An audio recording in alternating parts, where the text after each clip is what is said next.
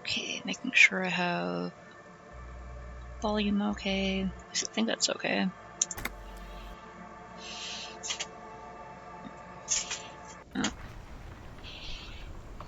We're over here.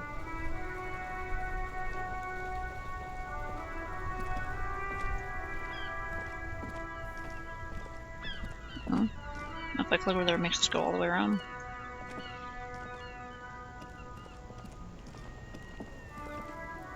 Back already? I forgot something. I forgot again. I keep forgetting. I should ask my doctor to get back on that one med I was on.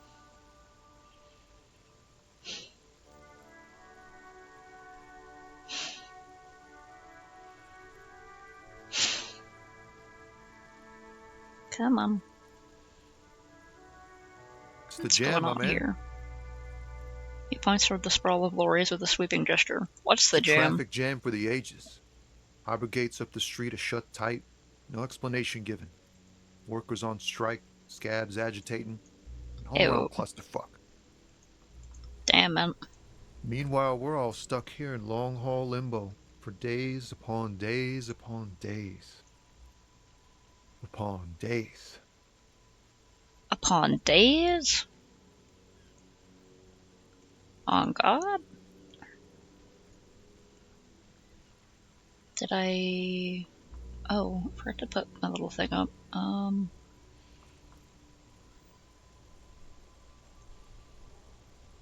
Okay, it's taking a minute to load. Alright. Forgot to put that up. I don't think I'll put VideoTube on this time, just because they're... His miserable face and this guy's face are over here, so... Alright. He glances south down the road. Up on days. Limbo, huh? So that's where I am? So long have you been here? Feels like forever.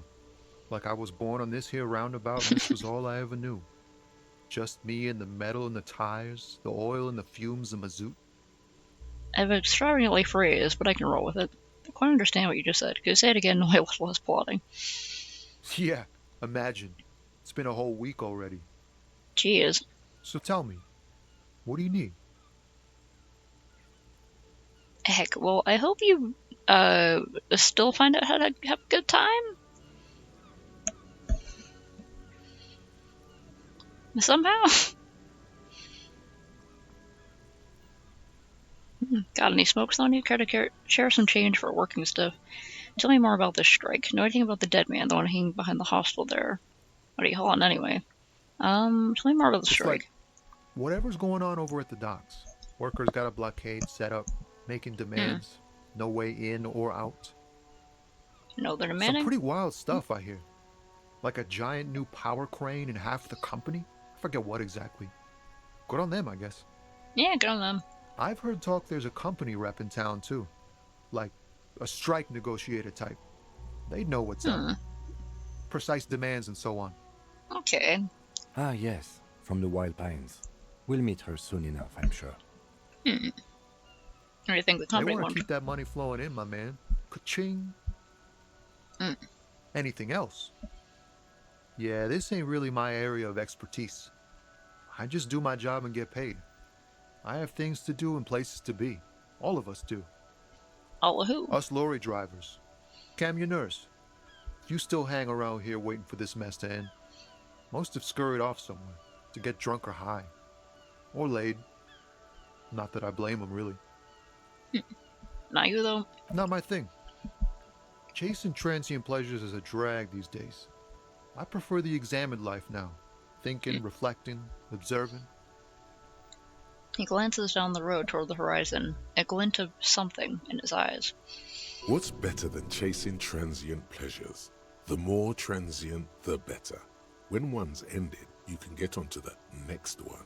Shut up, electrochemistry. He tries his best to look nonchalant, but there's a rigidity in him, as if trying to conceal something warm and deep beneath a cool exterior.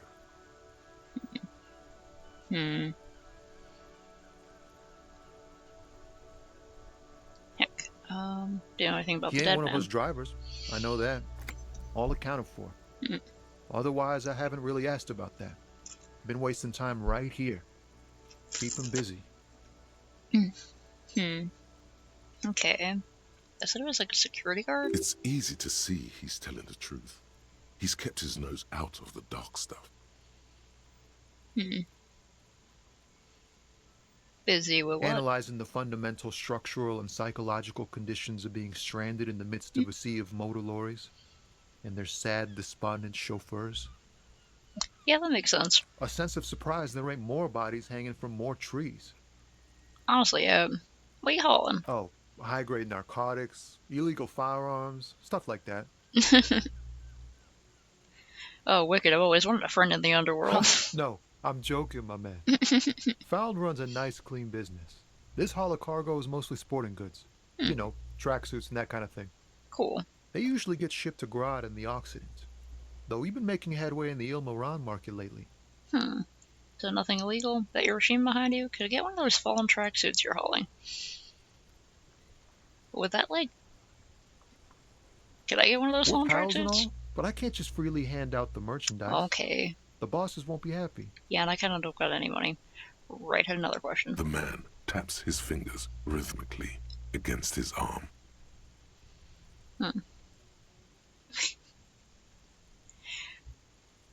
How do I like asking this guy for cash? I mean, he's already out here working. Probably needs it himself. I'll try check. What do you see in his Ease into eyes? it. Fuck. Don't go too far. This seems like a personal matter. Man, you look sad. What's going on with you? Hey, Tommy, spill the beans. What's troubling you? My man, I want to know about your soul. I'll go for the spill the beans. What's troubling you? Man, nothing's troubling me. Just the Okay. usual Lorman tropes and hopes. The road and the rhymes. This jam ain't helping either. Okay, That all the man. beans you got, Tommy? Damn, it really is hard to talk, man to man. Okay. I'm good for now. Don't Good be a talk. stranger. Gives a salute with 2 fingers. Alright, then.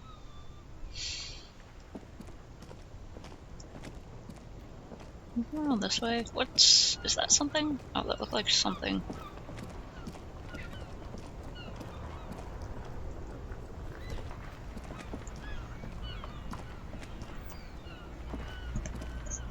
Boing boing.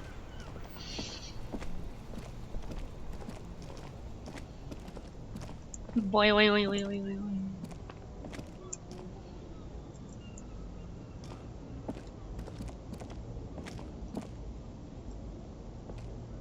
Can I get down here? Where can I go? Okay, I have to go across these? Alright.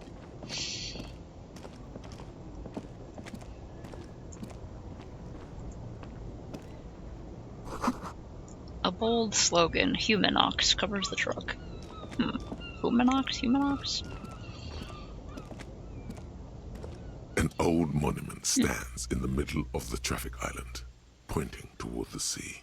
It looks as if it's been reassembled piece by piece, secured and mounted in the air with the aid of numerous ropes and rods.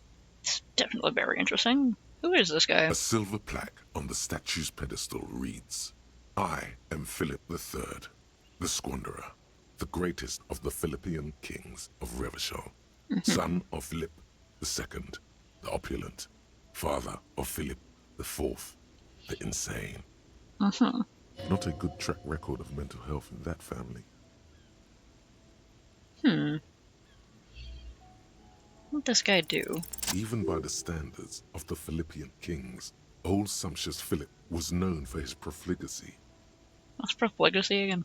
Well, he blew through the whole national treasury, starting the decline of one of the penultimate century's greatest superpowers, the suzerain of Revachol. His own maladministration foreshadowed the fall of the monarchy. During the anti-centennial revolution, an end to his family line and the monarchy on the Insulindian Isola.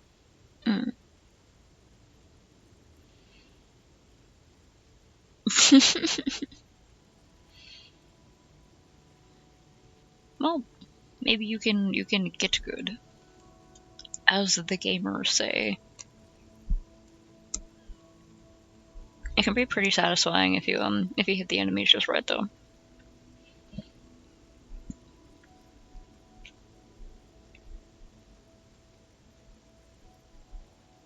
And there are some areas that you pretty much have to fight a boss for.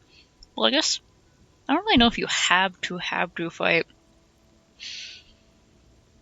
certain bosses, but some you have to. So it can be good to sort of like practice the combat mechanics.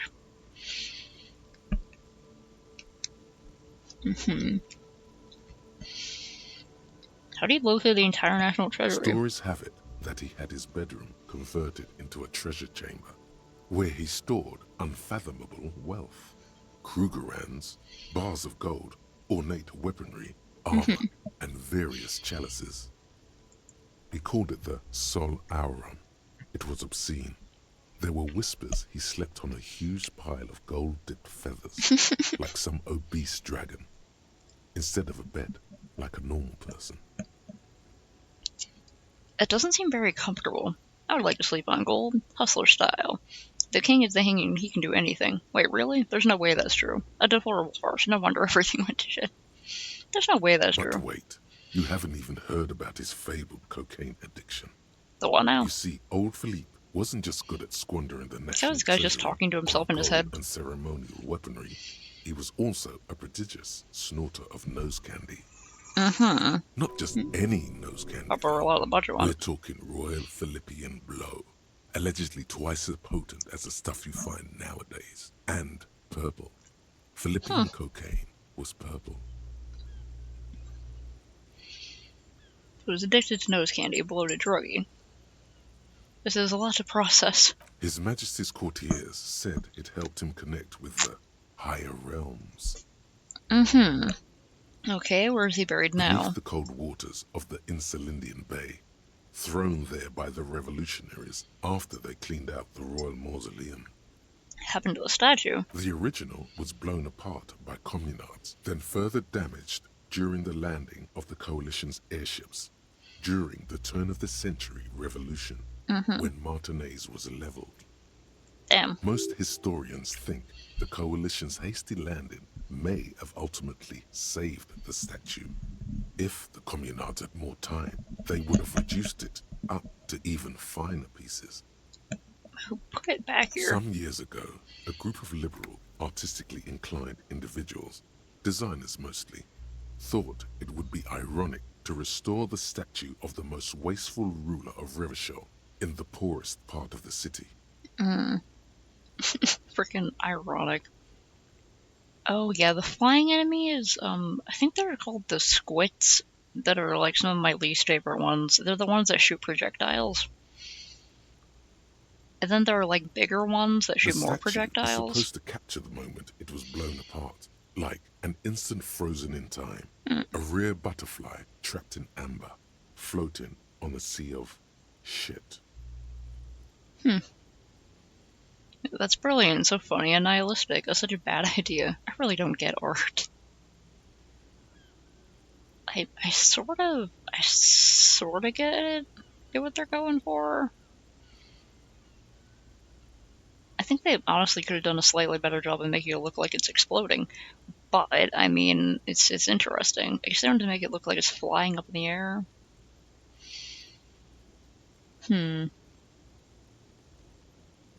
Honestly, I kind of like it. It'd be pretentious. Disagree, as do many prominent art critics and thought leaders with more nuanced social awareness than the young ironists.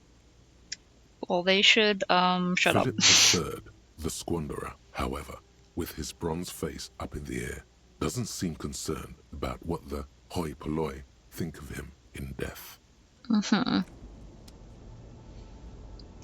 Yeah, those ones. They just, like, hatch out more of them.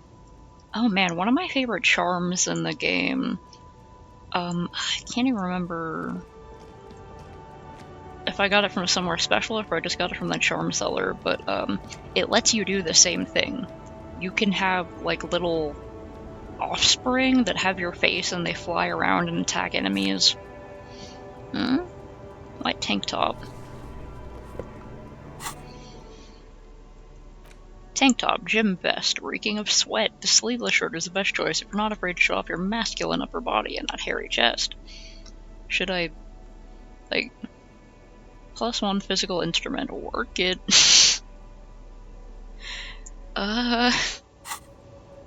Kind of grossed out with the idea of just like wearing a shirt I found in a nasty part of like the road. It's all sweaty and gross, but I mean, if I have to use it, ruin's full of snow. No one lives here anymore.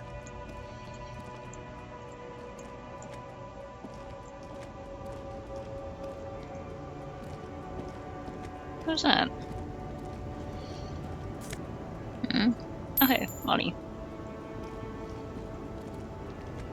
The small, wrinkled woman does not greet you.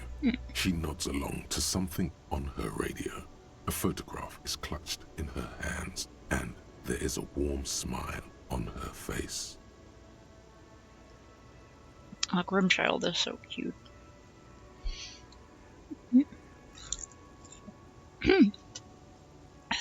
Also kind of a hassle to deal with, but I mean, he is a child. The small, wrinkled woman does not greet you, right? Okay. Hill driver. An ambrotype from the turn of the century, as golden as her smile. It's the warmth of a winter night's fire. Maybe she could give you comfort and shelter, some cigarettes, and food money. Maybe she's your... Grandma? Snap your fingers in front of your face. Excuse me, man, I'd like to ask some questions. Nothing to do here. I'm so tempted to call her grandma, but okay. Excuse me, ma'am, I'd like to ask some questions. No response. Try to stay professional. This woman is, your words fail to reach her. Grandma? Nothing. Her smile just keeps widening. Her hair is gray like lead. I'm doing this out of concern. Wait. The lieutenant stops you before you can snap. She's just a distracted old woman. Better to leave her alone. Okay. I'm hoping she's, like, doing okay. That's why I wanted to snap at her. Be like, hello! Snap, snap, clap, clap, are you okay? That's something I can pick up. No? Okay. Foreign car, kept in good condition. Is there like a map? Oh, there is a map. Okay. I pressed M and there's a map. Okay, I'm over here. Church, Fisherman Jacks. Okay. The waterfront. Is this where, the person who sells ammonia is? Should have stayed in the damn sawmill. Water gathering. The lorries probably stored fuel here. Now they store booze.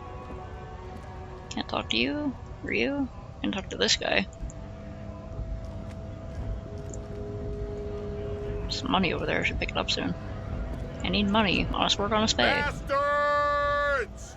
We have a right to work! The man yells toward the harbor gates. His voice is the loudest of the lot, and oddly screechy for a man his size.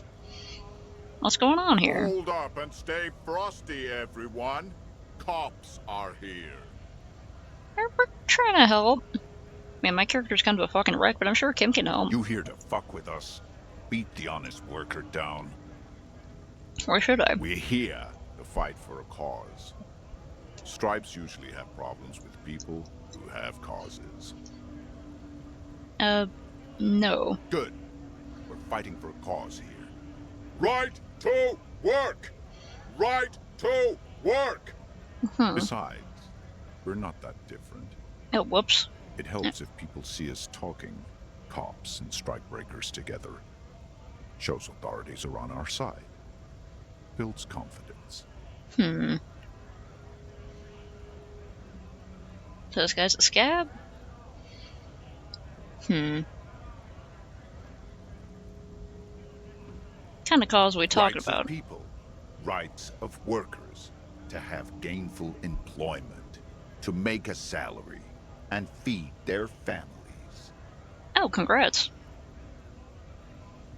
Don't know which boss it was, but congrats.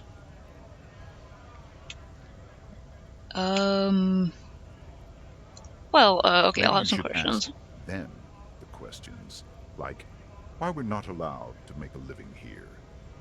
Shame on you! If this guy's a scab, then is he messing with the striking workers? Because if so, I'm not on his side. Families to feed, you piece of shit. He points his finger at the man sitting on the railing. So do we, Scott. The loitering man and hollers in return. I want to get into the harbor too. What is a strike? Who are all these strike breakers? What exactly is your goal here? We were promised work. We'd be in there, working, if the bastards hadn't shut the gates. Okay. The physically impressive Mantower has turned his attention back to the gates. He ignores your presence. Who are all these strike breakers? Honest men and women, with rights, to work, to be useful, not toys for corporate interests. The man runs a hand through a steadily graying military haircut. We came here to help the harbor run smoothly in time of crisis. If Union fucks don't want work, they ought to let in those who do want work. I have a question. Why do all these men follow your leadership? You think they follow because I'm big and loud? No. They follow the rules of the market, the rules of the economy, because they were given a job to do! I want to get into the harbor too. Have fun. Union shits are on full strike. Don't think they're going to let you through the gates. I'm trying to meet their fat boss. I'm interviewing people about a murder that took place here behind the hostel cafeteria there. Yeah. I know nothing about a murder. His reply is snappy and terse. Absolutely Wouldn't nothing. put it past these harbor bugs. They'd do anything to stay alive. That's a really weird thing to say. Right to work! It's shameful. Cops doing nothing. You should bring backup. Open up the gates for us. Blockading gainful employment for workers is a crime. This is my department. We are not picking a side in this just yet, sir. But I'm definitely not Pity. for the scab. Let us work! I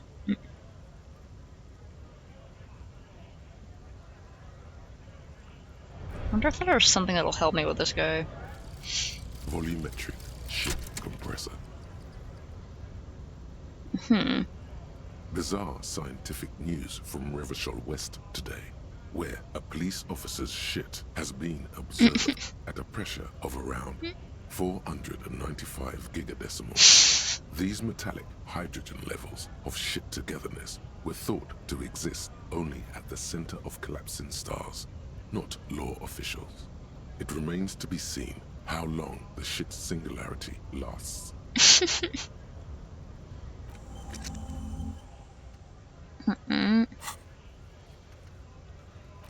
Okay.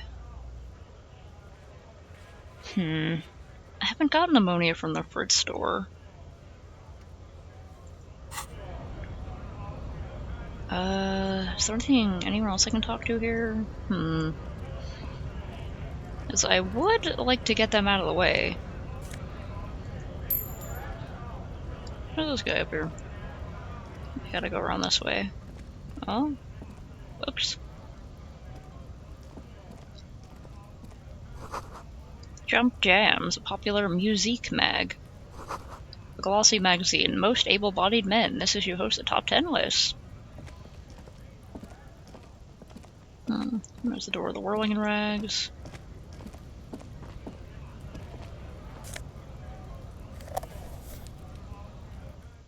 I should have examined the door.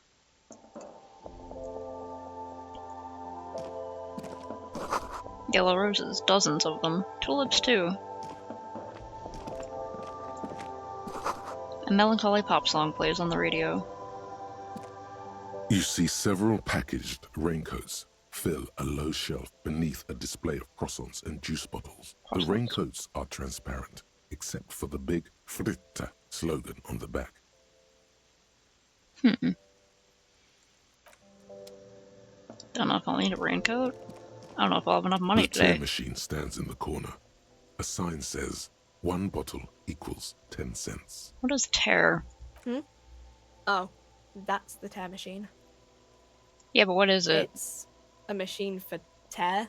You know, you find tear outside, like bottles or whatever, and put it in the machine. Then it gives you money.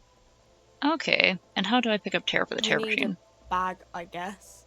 We used to have some, but we gave them all out, so She shrugs awkwardly. Feel Okay. free to use it if you find a bag, though. I'm sure there are some out there. Somewhere. Okay. I am interested in that, because I need to find money. A colourful display of cigarettes and alcohol bottles line the shop wall, inviting you closer. There, in that dark Shut the fuck up, green electrochemistry. glass, all in vain. Oh my god, shut up. The great flowing river of warmth, wine, alcohol, beer, alcohol, love, alcohol. It's not a good place for a recovering addict. Guess not, no. She looks at the wall of goods behind her, then adjusts her hat. Good thing you're an unrecovering alcoholic then. I'm obliged to inform you that both alcohol and cigarettes damage your health. But I guess you already know that. Don't ask, don't look, don't do anything here. Just go away. Get back to work. Under the counter vices? We're not taking any. Welcome to Frit. Feel free to Do you have ammonia? look around or something. Everything is out on the shelves. She returns to her magazine. What's that magazine she's reading? Well, what magazine? You mean this? She looks at the cover, boasting a colorful photo of two girls kissing. This is Pop Stars. It's got, like, famous people in it. It's not for sale. Okay, no problem. Looks like it also has something called Police de la Mode, featured on page 34. This speaks to you. I approve of this. Very futuristic. Tap on the girls kissing. Forget about all that. What is this fashion police feature? Point to the cover. I'm not even interested in the magazine. Don't know why I asked about it. It's where they rate different outfits famous people wear. It's kind of funny. They're kind of mean. It's about who's the most stylish. There's the numero uno guy in there right now. And does he look like this? Point at yourself. Point to her hat. I bet your hat would take the prize. So who's the most stylish here there? Can't be anyone from here. Benita. She's a model. Usually it's a model. Or a singer-songwriter. Or a model. We are not the fashion police. The lieutenant looks at you. We're the real police. Yeah.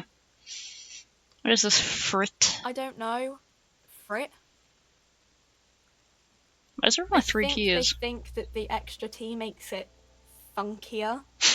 It doesn't. She chews on her gum with The disgust. story goes that normal Fritta, with 2 T's, a men's workwear shop in Vredefort, was already taken.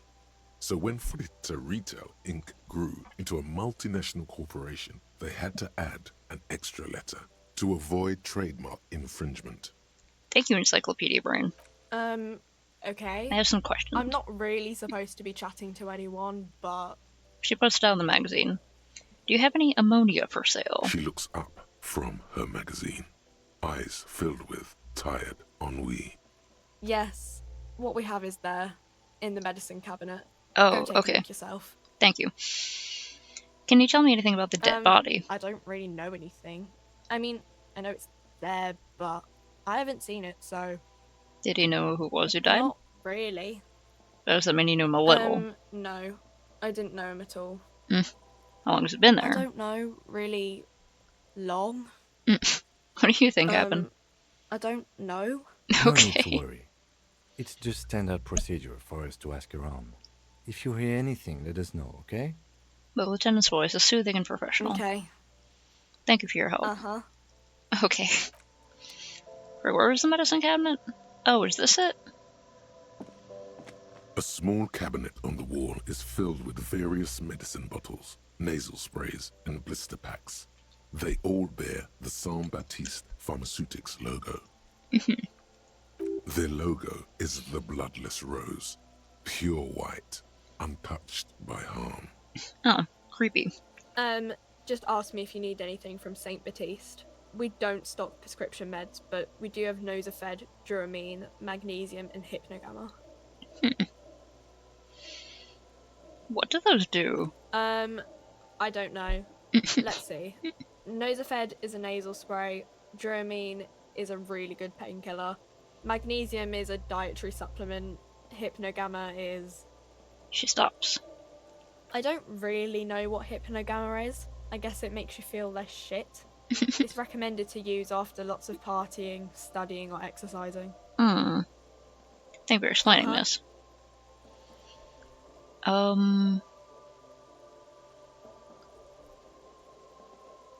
There's no ammonia. Should I take one of these? Do I already have enough? Okay.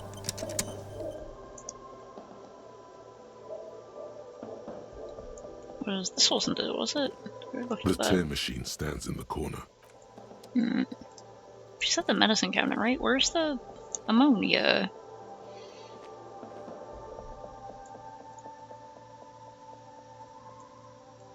Was that the medicine cabinet? A small cabinet on the wall is filled with various medicine bottles, nasal sprays, and blister packs. Who is Saint Baptiste? Saint Baptiste, you know. She nods slowly at the cabinet. Company. Saint Baptiste Pharmaceuticals, the one that sells meds out of Saint Baptiste. That one, there. Yeah. She is right. Saint Baptiste, the company, derives its name from Saint Baptiste, the city. Itself so named because that's what it is. A rare case where that really is the full etymological history. As far as almost anyone knows, at least. Neat, okay. There's no ammonia in here. A colourful display of... Again, I'm obliged to inform you that both alcohol and cigarettes damage your health. Wait, I'm so confused. Where's the ammonia? Yes?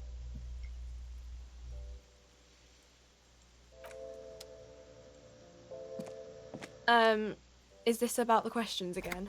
Because I don't really know. Okay.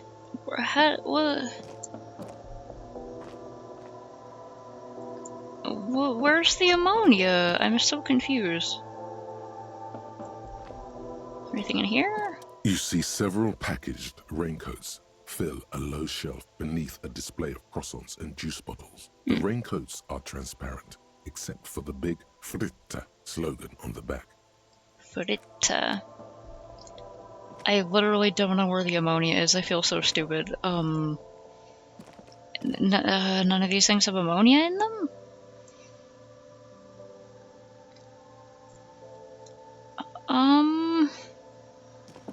The tear machine stands in the corner. I'm very interested in the tear machine, but A small cabinet on the wall is filled with various medicine bottles. And then this just has You see several packaged raincoats. A colourful display of cigarettes. Again, I'm obliged to inform you that both It's only under-the-counter devices. Fritt only sells legal drugs, like the law says. Like the law says. We're trying to be really good and not drink on the job here. But she was like, go to the medicine cabinet and get the ammonia, but there's no ammonia? Is it a different area? What am I looking for? Fritta, sick.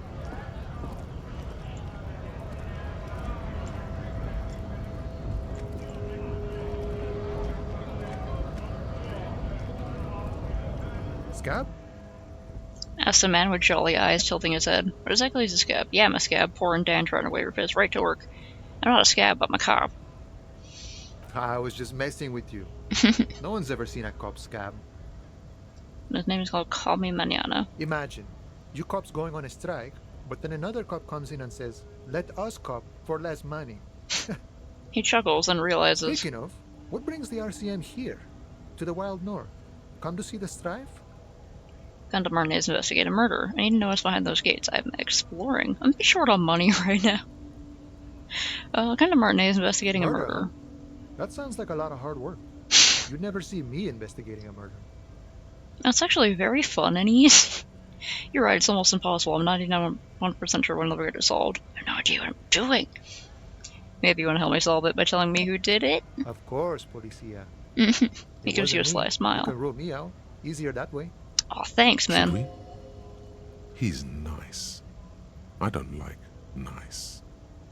I think he's carefree. It's the truth. That's a strike about, anyway. You know, serious business. I'm sure the big boss will be glad to tell you. You'll have to ask him first. He's a chatty guy. Wants to talk about the strike. Return once you've met the union boss and are on a better footing with the organization. Alright. I need to know what's behind those My gates. friend, I respect the right to roam. The open range awaits. He gazes over the roundabout with a glint of longing. Does this mean you can let me through the I gate? don't operate in that capacity. I'm not a granter of passage. The passage grants itself. He takes the swig and points up the stairs with his flask. That's simple, I just walk in. Walk right past Measurehead and go in. That's Measurehead. Yeah, the 2.5 meter tall Semini Supremus is there. Walk right past him, He points to the bridge. then press the button to unlock the door, Aha. then go past him again, Okay. and you enter the arbor through the office. Está. Some reason it doesn't seem like it's gonna be that easy. Gotcha. I think I have some questions for you first. The man whispers a jaunty tune. Nice talk. Let's get going. Let me go talk to this guy then. Anything up here I can look at? Look at this door.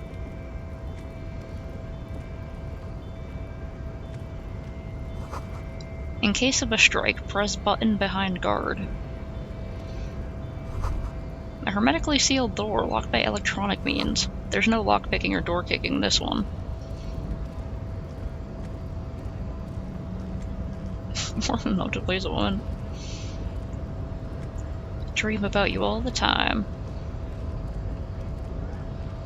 Hello. Your body betrays your degeneracy. Okay. Yeah, Measurehead. His body totally betrays his degeneracy. The young woman at the giant side agrees. Say nothing, size him up first. What do you mean my body betrays my degeneracy? My body does not betray my degeneracy. My body is unimportant, and with the police we need to get to the harbor. And we don't have time for this now. No, my body is unimportant. That is precisely the negligence that has led you to succumb to Al Ghul. The negligence. His face contorts in disgust as if he were smelling a dead rat. You reek of it. Alcohol. An invisible sword of Al Ghul emerges from your throat. You cannot see it, but others can. It is making the woman in my company sick. I think he means alcohol. Yeah, alcohol. Al Ghul, alcohol.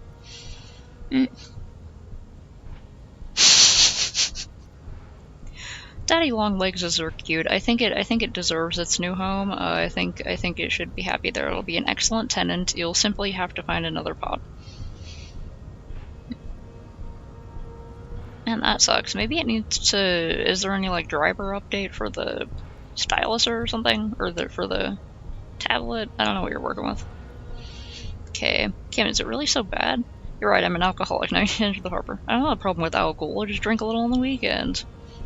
Kim, is it really that bad? Good. It's not good. It's like a rat crawled into your stomach, got drunk and drowned. Thanks.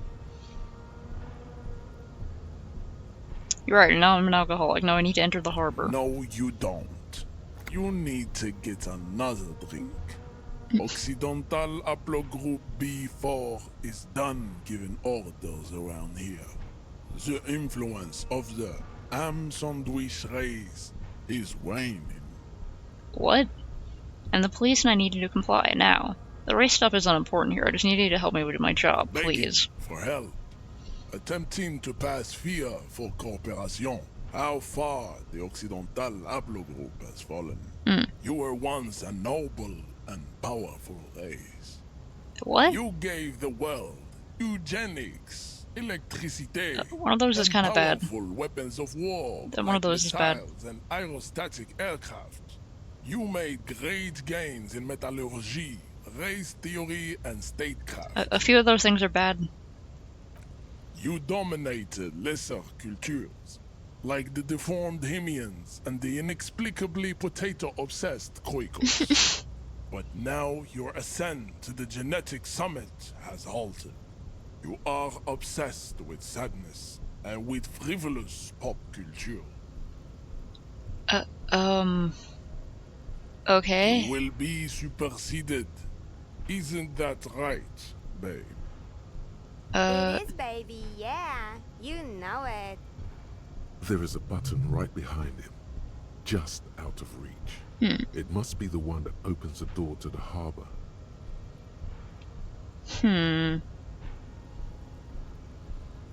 Yeah, he's speaking kind of poetically and cryptically, and it's kind of confusing. You move about 20 centimeters back. Push him out of the way. Can I push him out of the way? I chose a character who's average in everything and not particularly strong, so, you're right about all this. No, I just let me get into the harbor.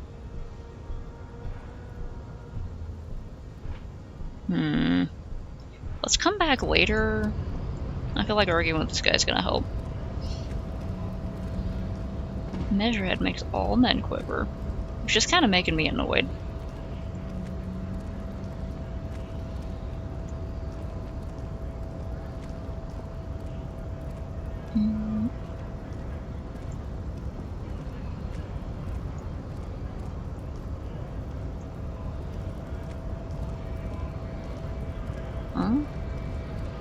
What's back here? It says GRIH. That'll be over by now. Right to work, right to work. Right to work! Right to work! Shame on you! Honest men and women, with right, we came here to help the harbor run smooth. Yeah, he's talking about how they want to work. You think they follow because I'm big and loud? Exactly is your goal here. We were promised work. We'd be in the... The physically impressive man tower has turned his attention I'm back. gonna get into the harbor too. Union shits are on. I know nothing about a murder. Wouldn't put it past these. Right to work! It's shameful. Cops doing nothing. You should bring backup. I don't know. We are not picking a side in this just yet, sir. Okay. Let. Because something else we just gotta sort of wait for. Okay, I freaking... Hold on. I need to get the ammonia from this place, Frit. But it's marked off on my list? Gardner or the Frit store. Okay, it says Gardner or the Frit store, but I tried it and then I threw up anyway. Okay, I have to meet him at the... Oh, right. Yeah, there's, like, time. I forgot about that. It's only 12:52 now.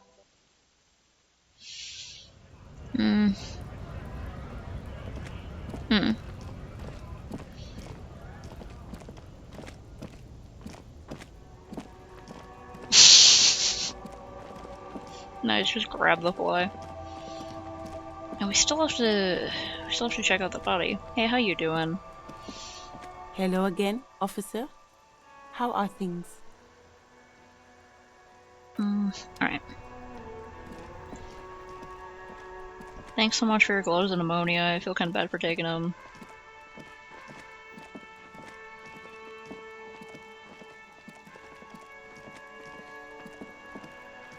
Is this kid over here still throwing rocks at the dead guy, or has he moved on?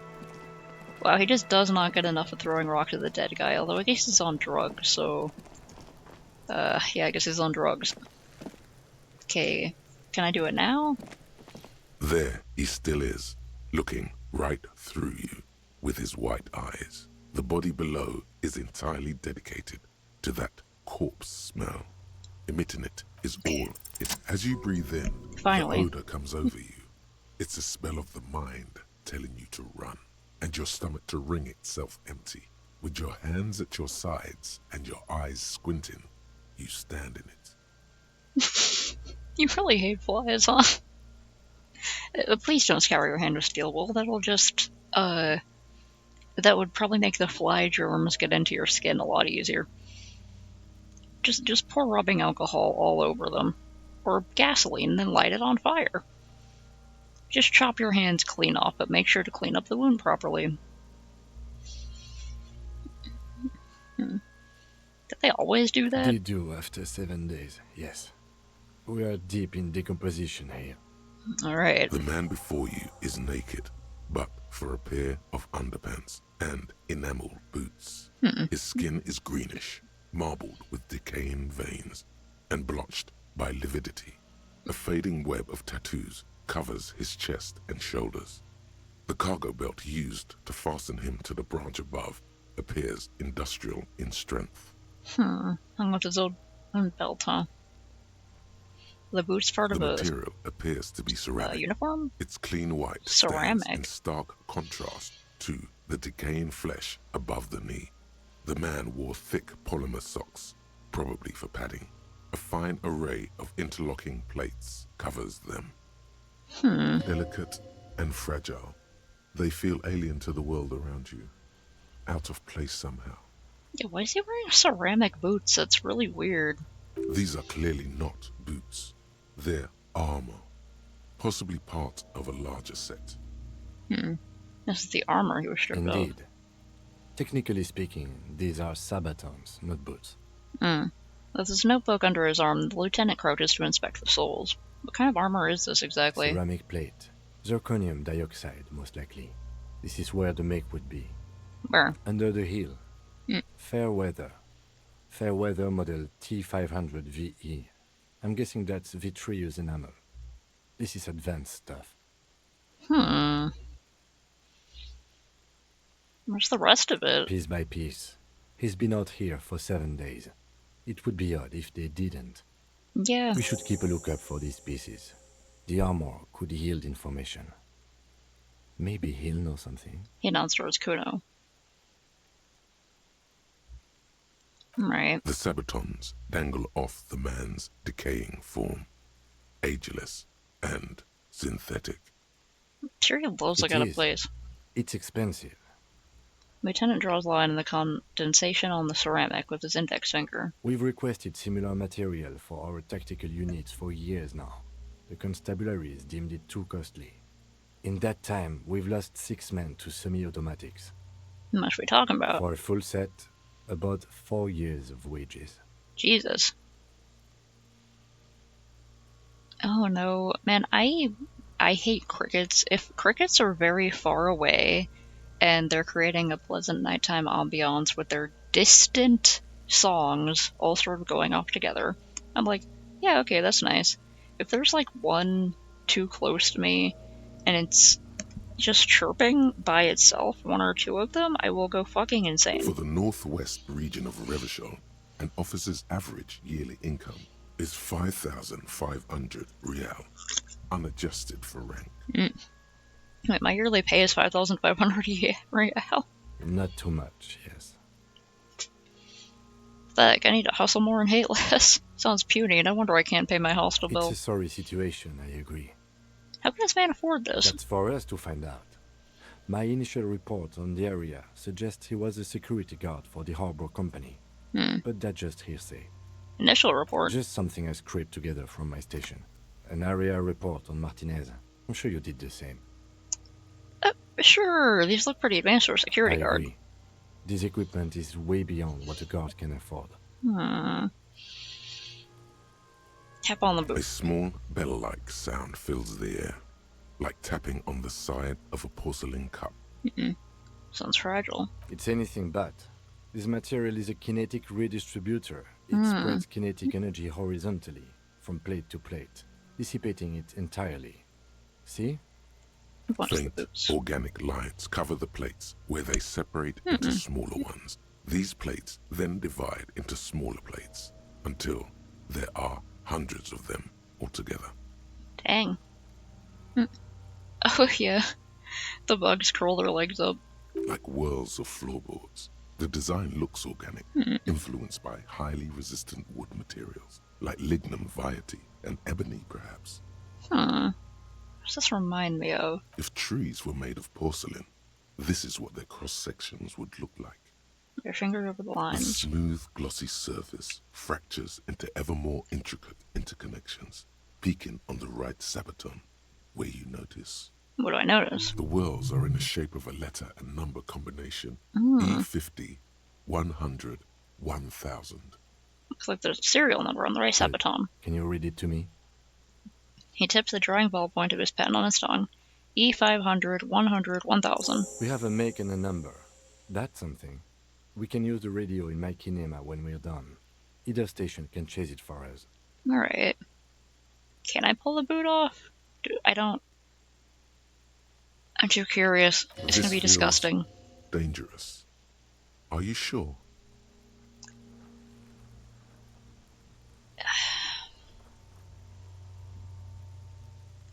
The sabatons dangle off the man's. The cadaver slowly twists on the cargo belt. I don't know how they His could help. It might torso just make him covered in throw up and have to tattoos come back and later. Extremities blotched pink and blue.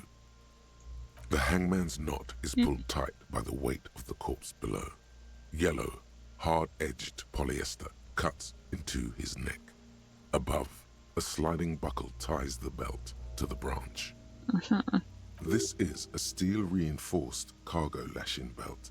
Big brother of the regular cargo belt. It's used for tying cargo under 6-rotor airships. We got airships on this world? Ask me how I know, but this is a lashing belt used for airlifting cargo. Airlifting? I thought it was used on lorries for strapping cargo to them. Apparently this is the reinforced kind for air transport. My brain tells me so. Again, what do I know? I don't even know what an airship is. The local harbor uses 6 rotors to shuffle containers around. I get the sense they use whatever was on hand, without paying much attention to not incriminating themselves. I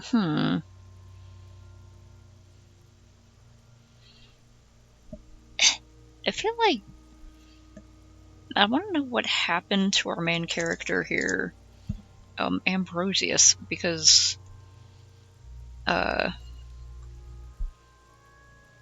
like he seems like he had some real detective skills and a lot of knowledge, and then he got all alcoholic and fucked up, and it's like, what happened? He seems to know his stuff pretty well, but told why they haven't fired him yet. Or something. Dock workers from the harbor did it. Sure wanted him to stay up there. The rope is reinforced with steel wiring. How'd they even get him up there? Back off and look at the corpse. How'd they even get him up there? The noose is one of those things that's easier to use one way around. He points to the buckle tying the belt to the branch above. Did they climb up using the kid's ladder? Or the one on the That ladder tree? can't carry a grown man. I Yeah. didn't see any splintering either. There's a ladder in that building. I think they lassoed the branch, then pulled on the belt to close the buckle. That would make sense. Are we assuming dock workers from the harbor did it? I'm still approaching this as a lynching, yes. Motivated by the ongoing strike. The lately raises an eyebrow. No, that's me. I'm just lumbering from one to the next. Makes sense. Believably mundane. I feel like it was something else. Yes, it often is. This bell worries me. Sure want him to stay up there. I was afraid it would be. Thin steel wiring, parallel strands. This makes getting him down more problematic than I had assumed.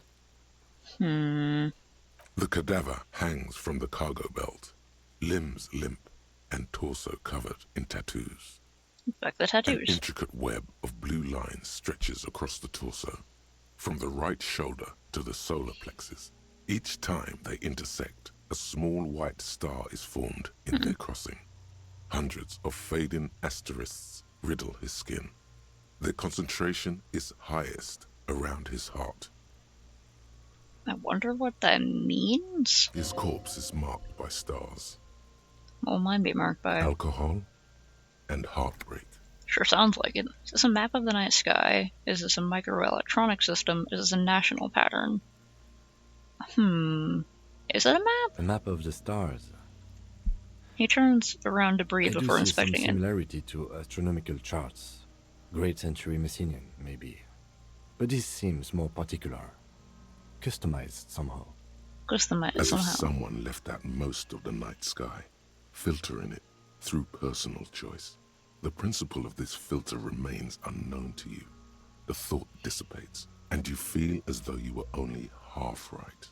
I'm missing something So here. am I. Whoops, so am I. A sudden ringing fills the air as the lieutenant pulls down the zipper of his orange jacket. He takes a thin piece of milled aluminium from his coat pocket Aluminium. and pulls it open. Sounds like a sword being unsheathed. A small lens appears. Some sort of camera. Let him work. Might be some sort of camera. Bruno? What the fuck is that? Okay, guys, don't you mess with An this. instant color camera. He produces 2 metal-capped ampoules and clicks them into place on the side of the apparatus. A thin slot shines there. I have only 2 ampoules, so nobody move. I don't want to waste one. He points the camera at the corpse, peering into it. The lens needs adjusting. A Then, sound, a shrill flash, followed by the breaking of a small ampoule of glass. You see streams of color pour onto the thick, glossy piece of paper, rolling out. Okay, so it's like a Polaroid. In case we need it. The lieutenant says and shakes the paper, letting it dry in the cold wind. On it, a color-perfect copy of the dead man's tattooed chest. Cool machine. Yes. It is pretty cool, isn't it? He slides the camera close and tucks it away on his belt. What do we need this photo It for? contains insight to the victim's person. By his build, I'd say this was a man of physical violence. The story he wanted his body to tell was important to him. It is his letter. To us. Someone should decipher it. We'll need to show it around. Can I have it? I should look at it later with the course mill. Can I see it? Sure. Just don't lose it. You're so trusting. He hands you the piece of rolled up photo paper. It's no larger than a pack of cigarettes. The glossy-eyed corpse looks by, his mouth mute and his skin as colorful as the chemical rainbow on the photo paper, teeming with opportunistic organisms. You've acquired an interactable item. Investigate this item further by going to the Interact tab in your inventory. Got it. Look him in the eye. His eyes are milky white and blind to the world, protruding comically from their sockets. There is no one home, just subaquatic terrors there. Dark brown hair grows on his head. His face is ready to explode from the organic processes inside. The death's head grin has passed. What remains is an unrecognizable mess. Who are you, dead man? I'm gone. Where have you gone? I can see you're gone, but who are you? What is happening? I hate you. You stink and you're boring. Where have you gone? Into the wild pale yonder.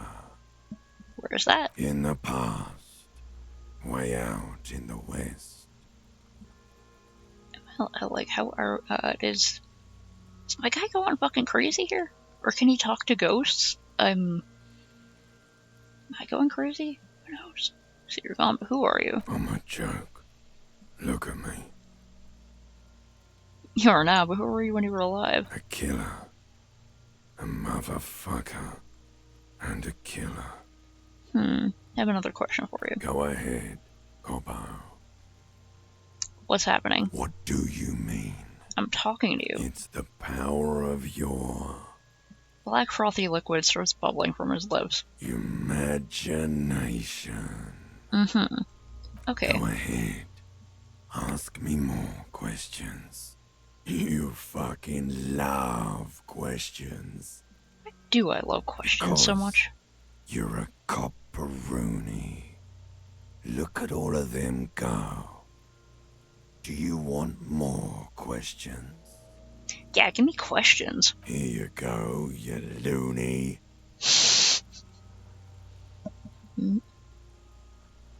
Oh yeah, it's really fun writing in this. Is my name Rooney? Fuck no. You're no Rooney. Of course not. The name is Raphael Ambrosius Cousteau. Listen to yourself. You're not a Raphael anything. You're probably just Harry or something. That's right. Harry. I feel like I've been getting a lot of Harry lately. No, can't be Harry. I refuse. Can I really be Harry? Can I really be Harry? You can be anything you want, brother Corpo.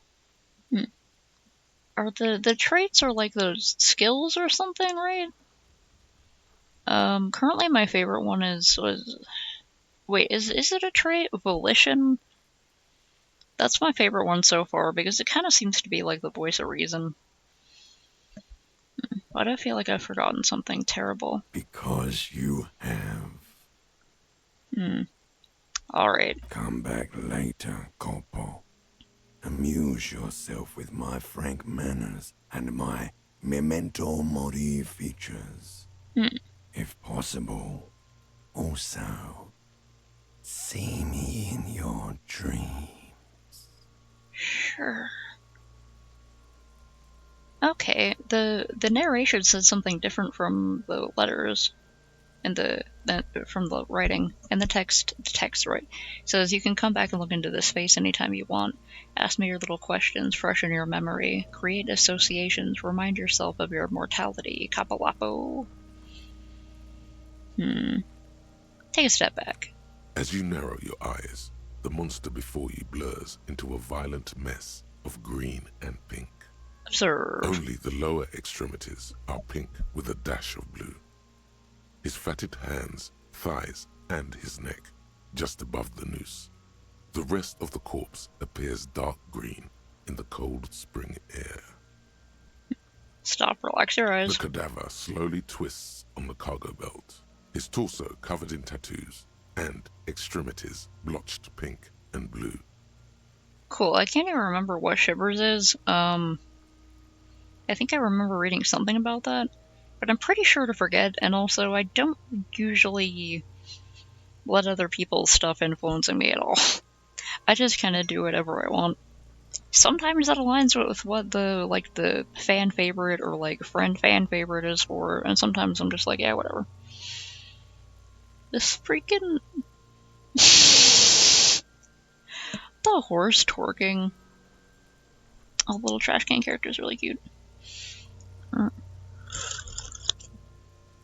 Hydration check, also posture check. So, how do we get him down? Are you sure we finished the preliminary examination of the cadaver? We might miss some of these things once he's done. He stops to think, then checks his notes. Step back and have another look first. The cadaver slowly twists on the cargo belt, his torso covered in tattoos, and extremities blotched pink and blue. I have something I need to know, corpse man. Of course. You have questions, don't you? The power of your imagination is at your service. I hate you. You're thinking you're boring. Do I remind you of someone? Shut up! A child born with Muller's disease, harlequinism, grown up miraculously. A deep sea creature, a baby affected with harlequinism. You don't remind me of anyone. Well, it's kind of what my brain is saying, so. so. Wriggled out of that one. Coppolini. Enough. Come back later, Corpo. Amuse yourself with okay, my now he's saying what he's saying in the narration. Memento mori features. If possible. Preliminary examination is done. The steel reinforced belt presents a unique challenge. I brought chain cutters, but I don't see a good angle of approach to the belt. Do I find something to climb on? The cadaver is a good 1.2 meters up. Neither one of us can reach the belt without assistance. And even if we do, there's the question of cutting the airship strength material.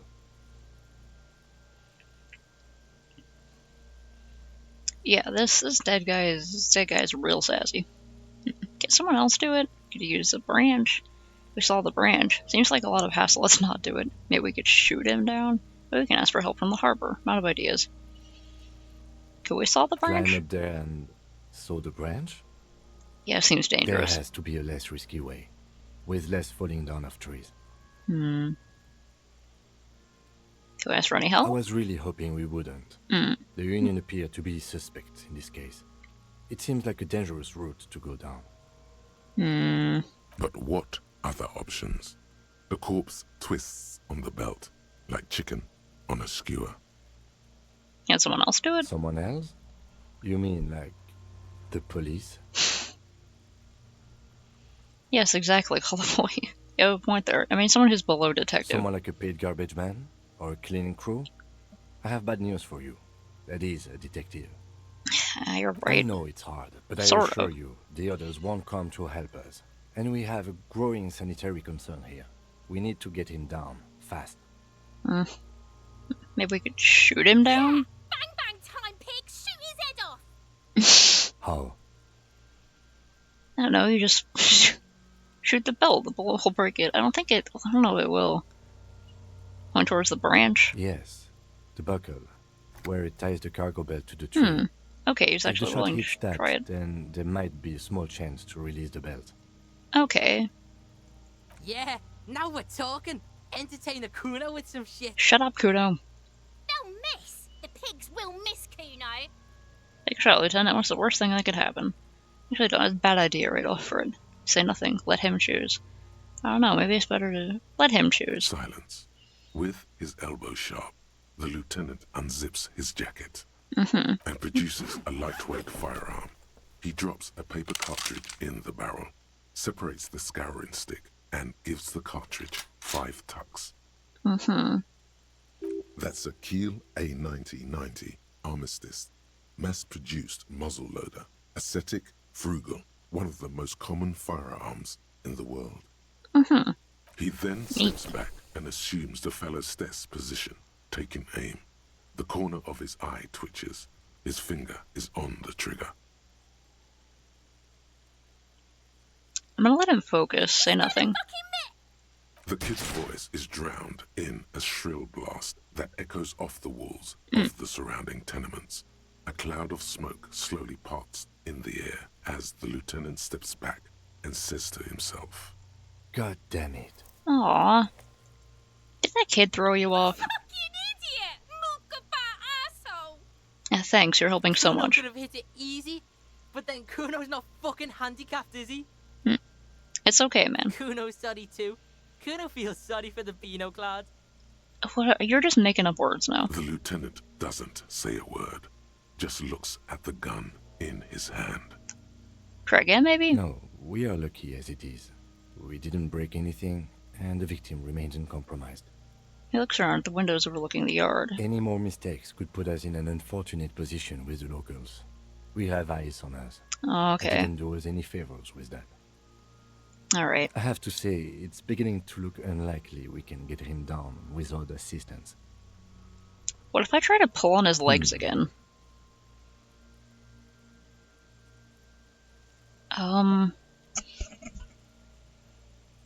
The material appears to be so delicate and fragile. These are clearly not boots. Indeed. Ceramic plate under the heel. Go back through it. Fair weather. Pull the boot This off. feels dangerous. Grab the boot. The stench fills your nostrils. As you push downward, an ominous creaking sound comes from above. Stop! The lieutenant's voice is sharp. He looks at you with the boot under your arm. Pig's gonna pull his head off. Brutal! Oh, this is a bad idea, isn't it? You're going to pull his head off. Okay, I guess if his head comes off, that wouldn't be great. I'm gonna pull his head off, right? Yes, that's what I said. You'll compromise the coroner's case if you do. So please, don't. Okay, Kim. What are you trying to achieve anyway? Why are you hanging on to that boot? It's supposed to go super well with my bell-bottom pants. This is advanced enemy technology. We should conduct research into their weakness. Are we not detectives? There may be clues inside the boot. You said they're expensive. I thought I could pawn them or earn some lucre. I'm sorry, I don't even want to take them off. I just thought I should try. There might be clues inside the boot. How many clues do you need? You already found a number. Besides... He taps on the boot. There's no way you're getting them off. All the organic matter in his body has been flowing down into the boots. They are fused to his feet now. Why do you think the locals haven't scavenged them yet? Yeah, that makes sense. You're sure that sounds there's nice. a way to peel them off, but first the body needs to be down, and second, it would probably be better if the lieutenant wasn't around. Dishonorable. Refuse. For honor. All right then. You can pay the hostel bill. I'm sure the mortician can How figure it many out. honor points have you collected? What's gonna happen to the boots then? Processing will take care of them. With the situation in the morgue, it will yield nothing. But we must pick our fights. Should we continue? Okay. The cadaver slowly twists on the cargo belt. Talk about getting him down Yes, we again. do. Let's not We do are it. not getting him down already. Not getting him down is a task that's already accomplished. Sadly, it's not our job to keep him up there, but to get him down. Okay. I don't really want to pull his head off. How do you plan to get him down then? With social sensibility? Are you going to educate him down? Can I have the gun? I should try. It's bad as it is. Us shooting firearms like punks. He pauses, then shrugs and proceeds to load the pistolet. Go ahead. I'm not stopping you. Just don't lose it. The piece shines in his outstretched hand. I only have one gun. This is the sorriest pair of pigs Kuno's ever seen. One gun can kill both of you. Yeah, take it, you fucking banana poika. Take it and shoot yourself in the mouth. Feel the weight The first. cold piece of bakelite and gunmetal is surprisingly light. Your fingers fit right through the guard, instinctively resting on the trigger. Huh. Apparently the hanged bandit's a narrator. The fuck are you waiting for, Kuno? Tell him to shoot himself in the mouth. Point the gun at the belt. The buckle comes into focus in your sights. You stand with your feet planted firmly in the ground and your left hand supporting your gun arm. Why don't you just shoot yourself in your mouth? At least you won't miss. Hand-eye coordination. Close your left eye. Point the gun at Kuno S. I kinda want to. Close your left eye. The field of view narrows. The branch slowly moves, becoming entirely two-dimensional. The metal buckle glimmers, catching the noon light as the corpse slowly rotates. Look, he's crying. You gonna cry now, fucking faggoty?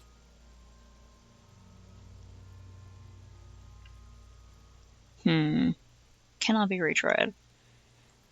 I'd be fucking crazy and point the gun at her. Set me free! Okay, so she's crazy. You feel as though it would be dangerous to set this creature free to roam about the cosmos. Don't. You feel the lieutenant's hand on your shoulder. I'm just trying to scare her. Do it! Point the gun at the belt. Intense shit, copper. They're probably both on really bad drugs. Kurt waved his gun! It wasn't intense, it was pathetic!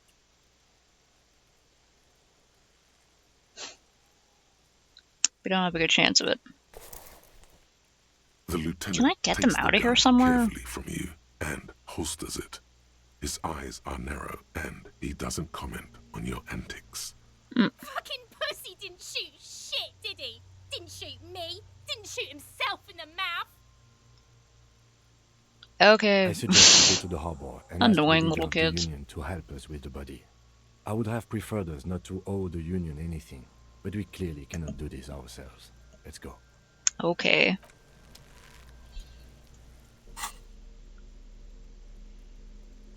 I forgot about the damn gloves.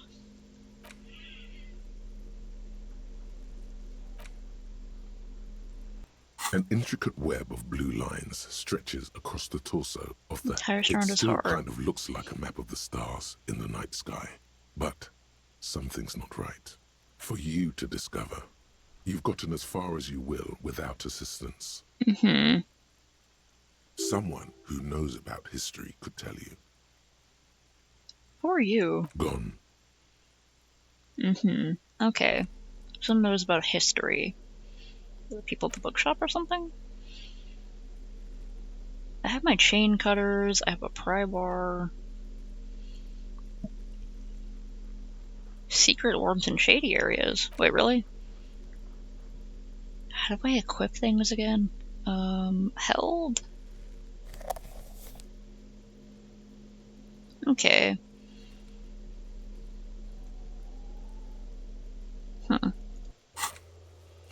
Where's the rest of the armor? The hangman's armor seems to be missing. Find out what happened to it. The kid throwing rocks at the corpse seems to be a good place to start. Ask him about the body first. Ask Kuno, the kid throwing rocks, what he knows. Okay.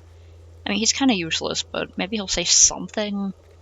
Run the number on the victim's armor. Alright, so we gotta use the shortwave again.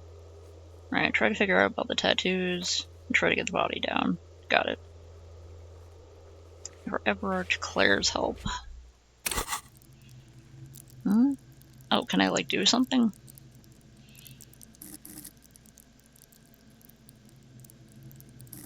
Can I level this up? Yes.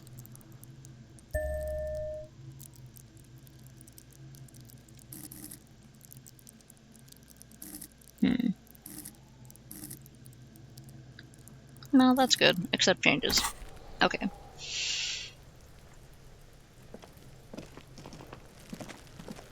You idiots know anything? So you tried to kill Kuno's girl? What's up with that? You want to talk about it? I didn't try to shoot her, I just aimed at her. I think we've all moved that past that Not by now, all Kuno. of us. Acts like that stick with you for a while. Sorry. No one's moving anywhere. Do It was this a bad shit again, idea, I know. And Kuno's gonna climb in your room at night with a knife. Oh no, I'm so scared. Kuno knows where you sleep. The pig who fucked his window up. I'm gonna climb in through that balcony. Put the fucking knife in you. Yeah. I've been in your room. Oh, I'm so scared. You're saying this right in front of 2 cops. Like, I mean... But you and Kuno are good for now. Pals. Shoot that shit at Kuno. Let's have a jolly time. The determination in his voice leaves little room for doubt in his sincerity. He means every word. Needs to be taken seriously. Yeah, he needs to be taken seriously, but I'm not going to. Okay, let's talk. You're back in business with the Kuno. Now what is it? I want to discuss the body. The fuck about it? Where's the rest of his armor? Kuno doesn't give a shit about the armor. Why not? Kuno's fuck gimp's got one big thing wrong with him. He's a fucking mutant. Okay, then, a mutant. Look at him. Fucking growth hormone shit. He's a giant. The armor's too big for any man. Kuno doesn't give a shit about that freak armor. Kuno threw that shit away. He drills his temples with his fingers in a strange aggressive texture. What do you mean threw it away? Kuno tried to get the helmet on. It was too big. He performs a kickoff on the imaginary helmet. Kuno kicked that shit in the sea, rugby style. That shit means nothing to Kuno. You threw it in the sea. Yeah, that shit means nothing to Kuno. Kuno doesn't give a shit about material shit. Kuno's a fucking monk. Cool. You wanna fuck on someone about that armor? Go fuck the mustached union fuck. The jolly troubadour shit at the gates. The troubadour? Yeah, cock and boot. You know that jolly union cow fucker? Came around talking about cows or some shit? Came around pretending like he cares about cows? I'm sure I'll find him. So yeah, he's the one you want to talk to. He's fucking crazy about that armor shit. Coming here pretending like he likes cows. Trying to catch a peep at Kuno's armor. Go to the gate. Ask him yourself. Alright. Yes, this troubadour has it. You can feel it. Is anyone suspicious? Just a couple of pigs sniffing around in the dirt. That seems pretty fucking suspicious to Kuno. I knew he would say that. Yeah, you tell the faggoty Kuno. Alright. You're testing Kuno's patience here. Oh, boo-hoo. You stand here all day, throwing rocks at a dead guy. Kuno, I found your shack. You found Kuno's secret door to Kuno's secret shack. It was closed for 5,000 years. How the fuck did you get in? I phase shifted through the roofing material. Shit. Get the fuck out of here. You can't do that. You can't do that, Kuno. He's trying to fuck at you again. Yeah, honestly, I am. Can't displace. Can't do that teleport shit. Wait, do you actually believe in How did teleportation? you like it in there, pig old boy? Kuno's got a lot of cool shit there, right? Well, looks like the pig head. Oh, that? Kuno decapitates pigs. That's just a Kuno demo tape. He picked a bit of dirt from his fingernails. Are you trying to send me a message of some sort? Demo tape, like a musician? Cool pig head, I liked it. I got one too. This one, point to your head, it's shit. What? I'm trying to get on his level, sort of. What is this shit? Fucking on yourself. This is weird level shit. Kuno doesn't go there. Haha, I threw him off his rhythm. Fuck your shit back to normal. What is this? Well played. No one saw that coming. I have a plate covered with powder residue. Know anything about it? What's the tomb of Magnezolam, Kuno? Is that my coat up there? I'm pretty sure it's mine. Could you get into the harbor from the roof? Of course you fucking can. How do you think Kuno made all the docky boys his gimps? Just got a fly pig. Tried that, didn't go so well. Kuno knows. Kuno and C saw you shit yourself. It's okay, pig. Not everyone can face the fear Kuno style. That's all there is to it then. Don't be a pansy. Just jump. Alright. Is that my coat up there? I'm pretty sure it's mine. Is it? You got pretty fucked. Kuno's surprised you've still got your head after all that. After all what? Don't sweat it, drunk pig. Kuno will keep your nasty secret. Kuno's not snitching. He's saying you climbed up there. He probably saw you do it. Alright. Found a plate covered with powder residue. Do you know anything about it? That's where Kuno gets his daily hit of electric. Kuno Shazam. Kuno rides the fucking lightning in there, pig. I can tell you are definitely high on drugs. You are on some substances right now. They're trying to make you feel bad for that guy. Bet you'd like to ride the lightning too, wouldn't you? You feel Oh my gosh, shut up, tired and electrochemistry. cold, but you could have that sparkle in your eyes. What's with the tube of Magnesalam, It's a Kuno? vitamin pig. Don't you know anything? He looks at you like you just pointed at the sun and asked what it was. Could use some. It's magnesium, right? Yeah, it's the mag. You fucking need that shit to stay on top of your game. Kuno goes through like a tube a day, rips mag like a motherfucker, and you could use a bottle. I'm sure I could. Teach him, Kuno. He's gonna use it against you, Kuno. I know about magnesium. I rock it all the time. You're not getting this, pig. It completely takes away the hangover. It's like you didn't do anything. Like you stayed home playing with your choo-choo. He looks at you, eyes bulging. Fuck you, pig. Don't do mag. You're gonna OD and you're gonna fucking die. Oh no, you're right. I totally Good won't steal all your Meister. magnesium. Don't come and talk to Kuno about his kingdom. Alright, more questions about the crime scene though. Yeah, the kingdom of Kuno. The fuck do you want with it? The ladder, rubber climate. Look at that fucking shit. You're trying to get Kuno killed. So you'd say the ladder is Fuck unclimbable. does Kuno know? Kuno's not a fucking acrobat. The lieutenant takes a quick note in his notebook. Okay. It's a trap, Kuno. Don't climb it, Kuno. Well, you can help us drop the body. I'm sure you'd like to see that. What's in the greenhouse? Don't know. Kiptas gardener used to work there. Kipt is a pejorative term used to describe people of South Seminese or Areopagite descent. It used to be a common first name among the Areopagites of Ilmarar. Not so much anymore. Ah, okay.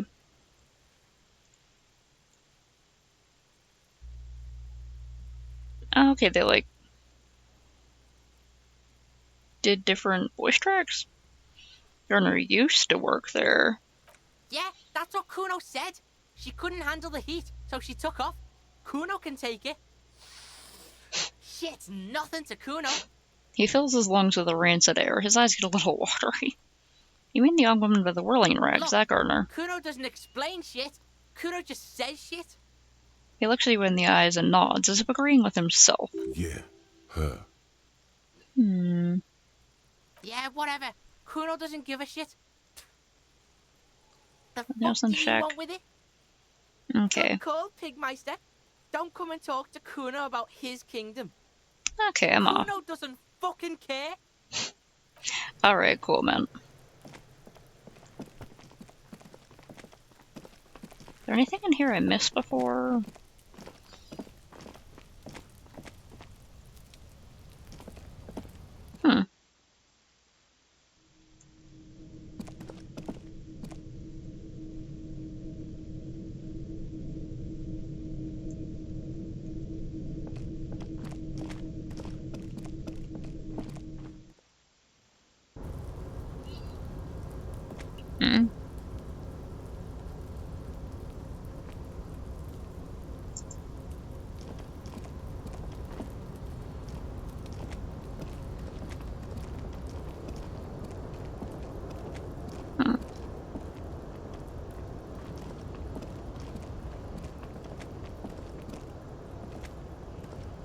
Wait, wait. Does this go up?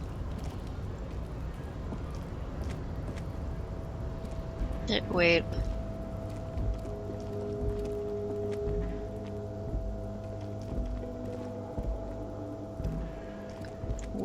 Wait. It's hard to figure out where to go in this game sometimes.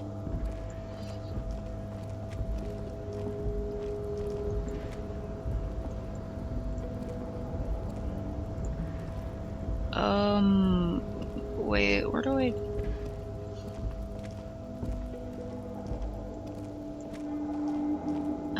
Alright, do I have to, like, climb on this stuff? No?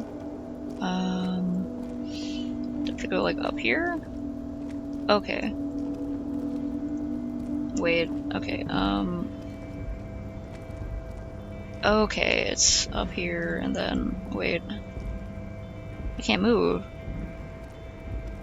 Aha, there we go.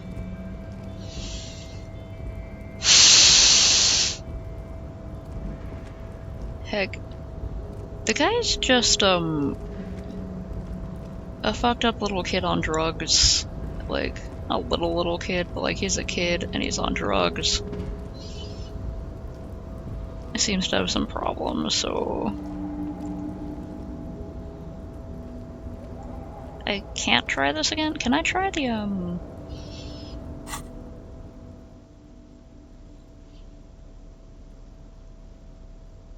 Okay, what if I put this on? And take off the jacket? Can I just take off his pants? Like, would that help me jump better? Yes? Wait, what was that? Yes? Convince him there's a sexy dark mystery twist in the case. I don't think I can do that yet.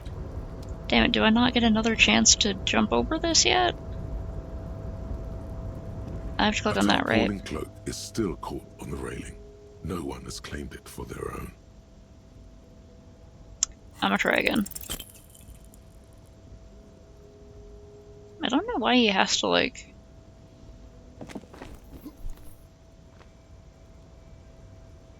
Dang. Nope. No. That's still too high. What were you thinking? Sure.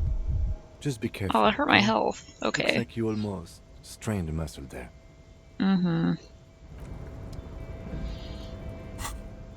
You're still wearing the tie. Okay, let's put this back on. Your disco-ass blazer and your white satin shirt. And handkerchief, postcard. Unlock containers? Oh.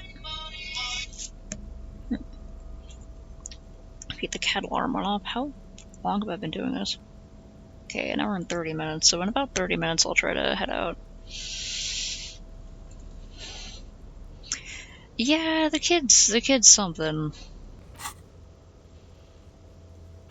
Where's the rest of the armor? Go to the harbor, ask the Jolly Mesk about the armor. Okay,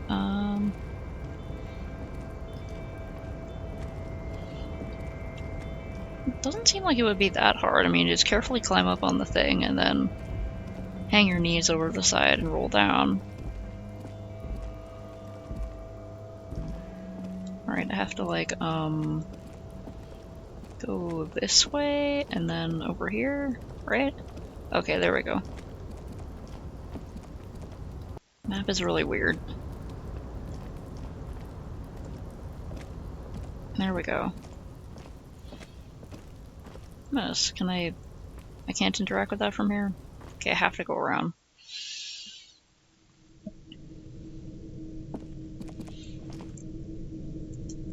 Yeah, I kind of feel bad for the kids, because they're, just kind of unattended with drugs.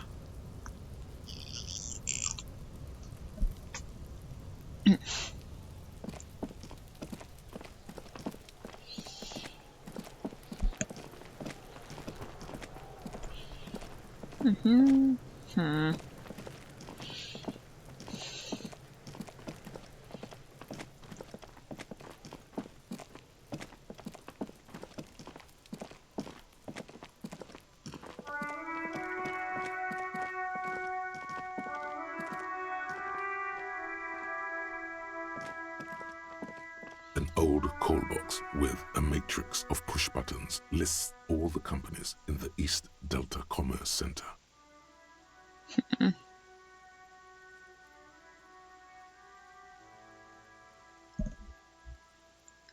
wondering if I could, like, I don't know when I'll have to do something with that, but it'll probably be at some point, right?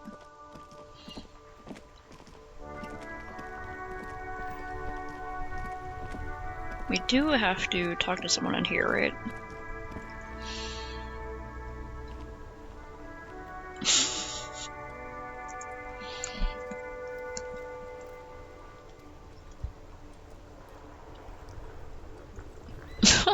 Inside, you see a set of steering levers, a radio microphone, a pull-out toolbox, and the soft glow of the fuel preheater gauge. Pick up that radio. Precinct 57, how may I assist you?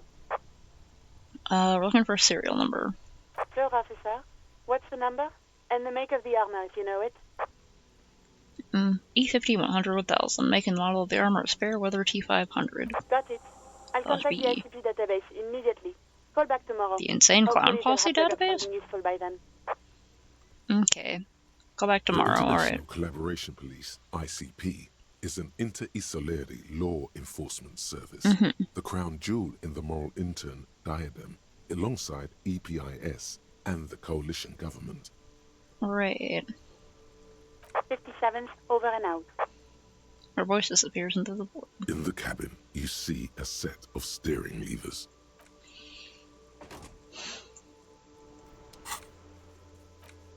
Okay, call back tomorrow. I'm determined to sing karaoke. I have to get a sad song on tape. Map?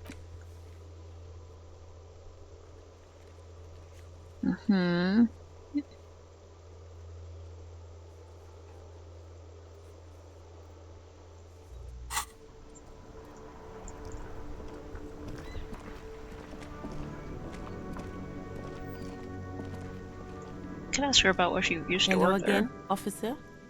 How are things? I don't want to make her feel uncomfortable. I mean, honestly, fuck the police. If he can't take the idea that... surrender please his main interest. If he doesn't like the idea that people don't like him because he's a cop, then he should just stop crying and get over it. Welcome to Rivachol. Racist lorry driver. The remark isn't addressed to you, it's addressed to the lieutenant. Are you addressing my partner like that? Hey, I know Revachol, that's where we are. Never mind, let's keep moving. I know Revachol, that's where we are. Don't you welcome to Revachol me. My grandfather came here from a 3,000-year-old racist isolationist culture, while your ancestors came to this island a mere 300 years ago. Every school of thought and government has failed in the city, but I love it nonetheless. It belongs to me as much as it belongs to you. You fucking tell him, Kim. I'm behind you all the way. It's men like you who keep Revachol divided, making it that much harder for everyone to climb out of this post-war limbo. Limbo? Oh, come on, man. I just said welcome to Rivachol. It's a lorry driver thing.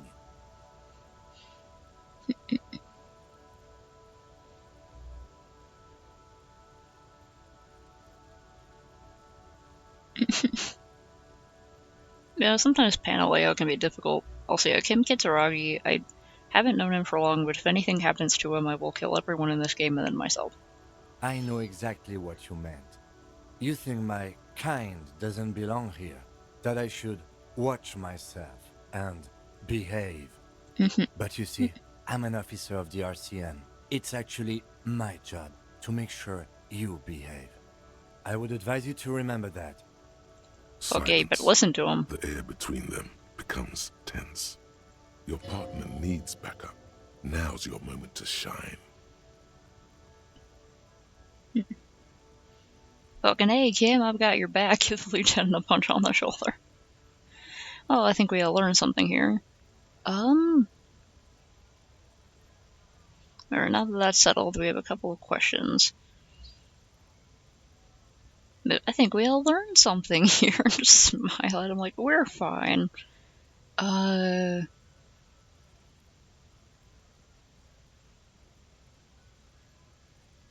I think we all learned something. Maybe...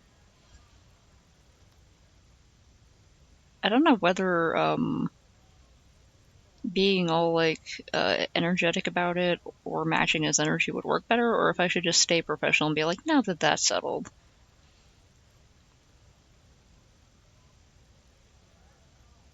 Now that that's settled.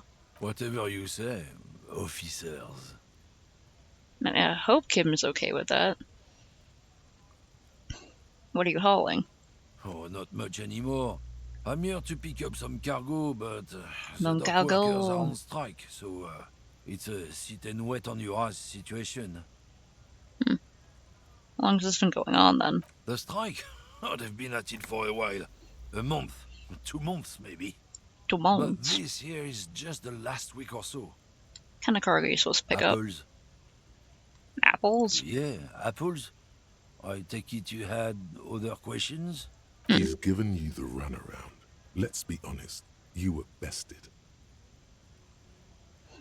What was that argument all about? It's about biological determinism, natural law, the sorting of the races.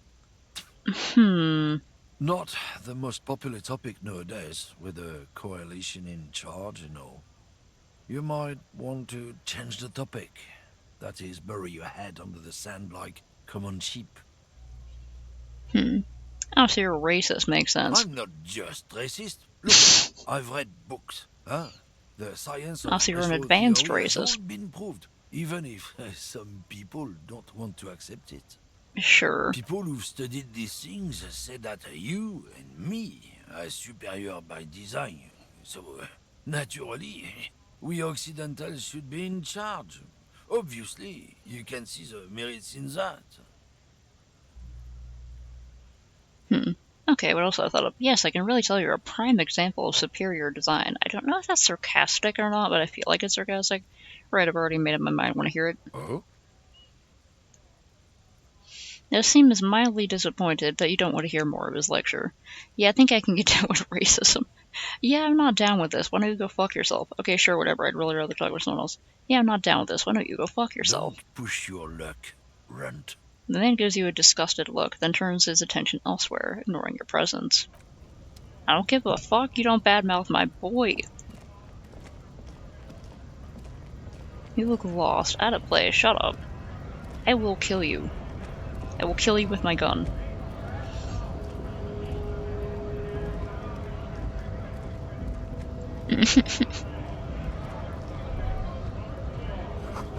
The Greater Revachol Industrial Harbor.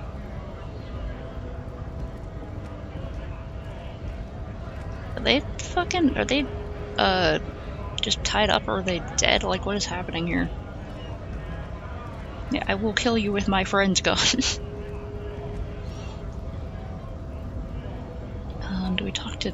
Wait, do we talk to this guy? I can't remember who we're supposed to talk to. Right to work! Right to work! Sure. Sure, okay.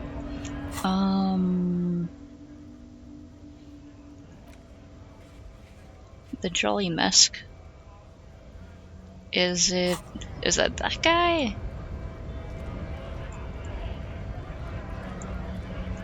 Unions are not a scam.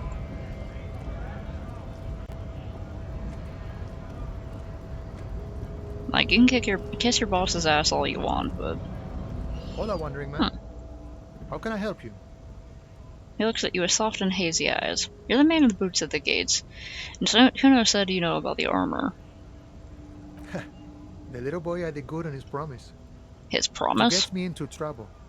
To sick the pigs on me. Pardon the choice of words. Not mine. I'm what sure. happened? I was asked to look into that armor situation. Official Union probe, you know. Track it down, see who took it. Did you? At first I thought, why not? Maybe the pieces can feed the strike. Buy us a few more days under the sun, you know? So I went to this boy. He said he'll make me his prison bitch. He's got eyes everywhere, the cops in his pocket, and he's the king of Jamrock. I'm sure he said that. Serves me right for doing menial footwork. I dropped that probe right then and there, and it still got me into trouble. One bad move is all it takes. The probe into the armor, what did you learn? I learned that people don't want to talk to a drunk Union man about some armor. Aha. What else? Not much. Technical stuff mostly. That was the interesting part. Sort of technical stuff. I did some research into this armadura. Let's say I have friends at the library. I didn't get into the material science, just how it comes off. Okay. How does it come off? In parts. 4 in total. The helmet was the first to go. The kid says he tore it off and kicked it into the sea. I believe him. The boots were still on the guy last I saw. Too hard to remove. So, as I count, there are 2 parts missing. The gauntlets and the cuirass. This is where I left off. Too much hassle. More like a job for some militia. It's pronounced Cuirass. I've been saying cuirass for the longest time. Well, 4 pieces. Helmet, cuirass, gauntlet, boots. What about the leggings? I'm gonna find 1 piece of it. 1 is enough. I'm ambitious. I'm gonna find all of it. All the pieces. Actually, I've made better things too. 4 pieces. Oh, they're just gone. They don't exist anymore. If they ever did at all. Forget about them. I did. This guy just wearing no pants. I'm gonna find 1 piece of it. I'm ambitious. I'm gonna find it. I'm gonna find all the pieces. All of it? There are junior officers out there, eager to prove themselves.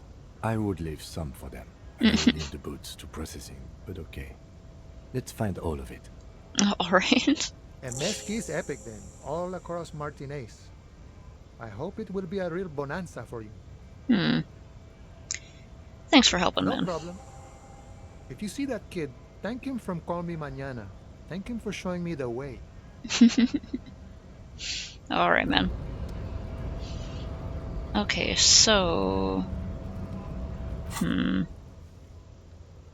Yeah, return and see what's up with him. Getting the boots.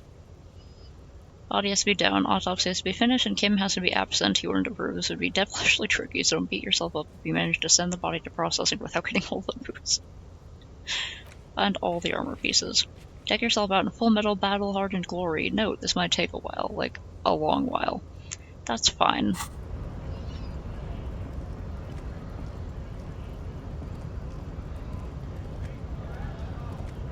I even brought my own overalls.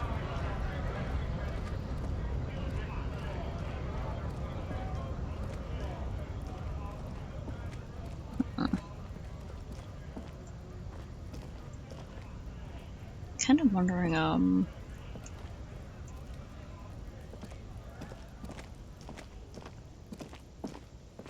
I should, like, go into this area and use stuff. It's 231?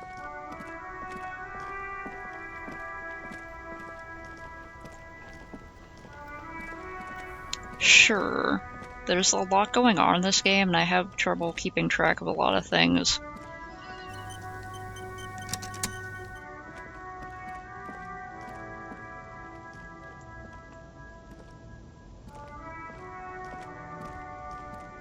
I should probably just go back and bother Kono, but...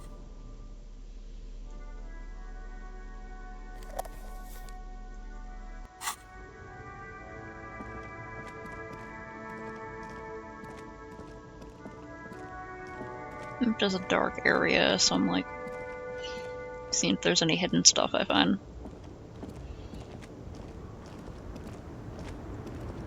Is the old lady okay? Wild Pines.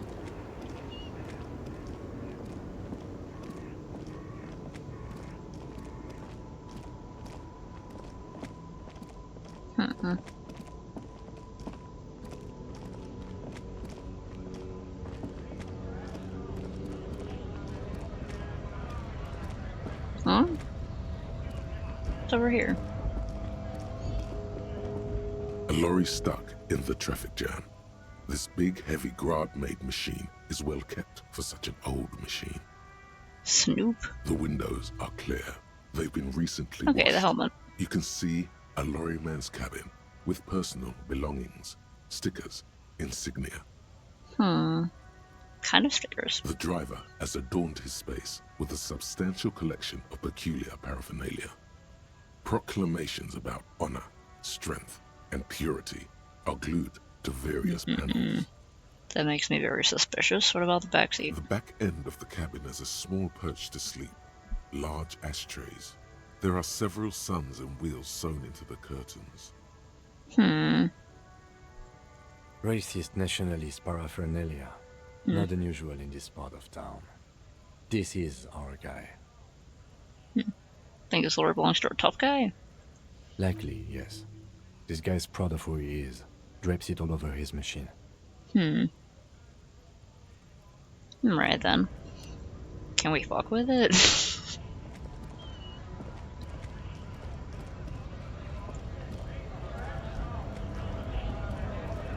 Oh my gosh, shut up, you all.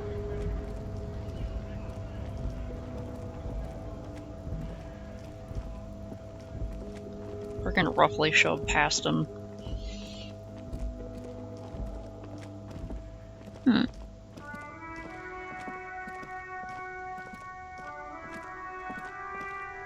Yeah.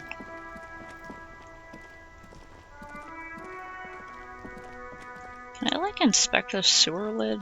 No? Okay. Oh, are they, like, closed right now? Alright.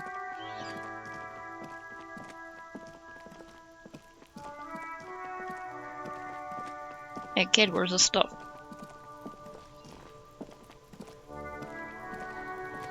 Oh, okay. Fuck does Kuno care? He doesn't care. The Wyverns do, he doesn't care. I talked to Manana about the armor. He raises his eyebrows, projecting aggressive indifference. You told me you promised to sick the pigs on him. He said to thank you, wasn't too keen on chasing down that armor anyway. Said you're now the king of the entire Jamrock. He said to thank you. Fuck, okay. Kuno's a giver like that, yes? He looks slightly confused. Kuno sent your fat ass running around like jello. Sure. Look, pig. Kuno sent you to rough some people up. Kuno played you. That happened. Now you and Kuno should move on. Okay. Good idea.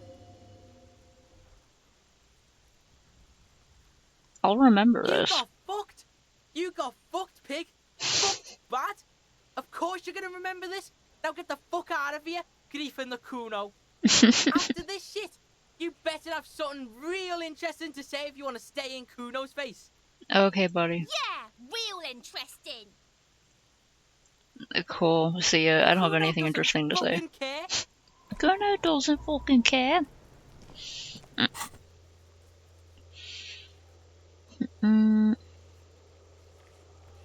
Still have to find my gun. Wait, where's the pawn shop? Maybe there's a pawn shop in that, in that building? That is, currently barred up for the night.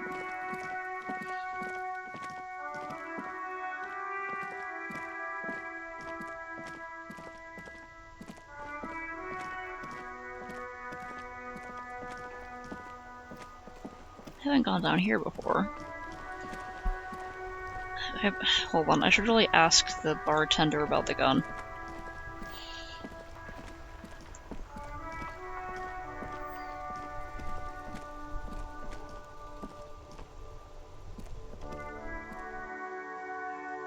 Oh dang. I've done that too before, where I was just like, I'm just gonna chill out here for a little bit, then I should really get back inside.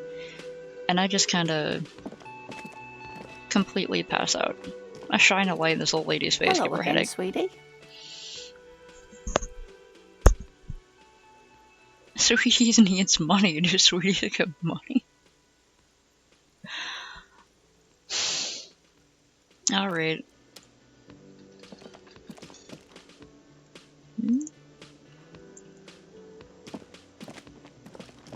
Oh, this is open. Can I just wander in here? The dishes are drying. They smell of chemicals and pine trees. An aroma of spices, alcohol, and tomato hangs in the air. Hello. A thin man is smoking below an exhaust hood, occasionally sipping from his mug. This must be the Whirling's cook. Gora Sikubek? As you step in, he nods toward the table and says something in a completely foreign language. The only words you can make out are Goransi and Kubek. Goransi and Kubek.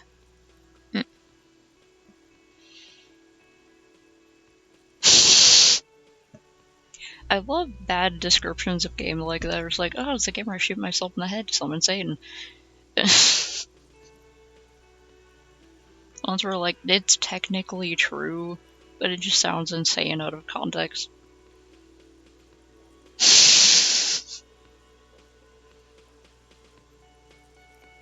Yep, spoken while cooking. Sure, that's great for the flavor. Sure, it gives it a naturally smoked flavor and a little hint of nicotine.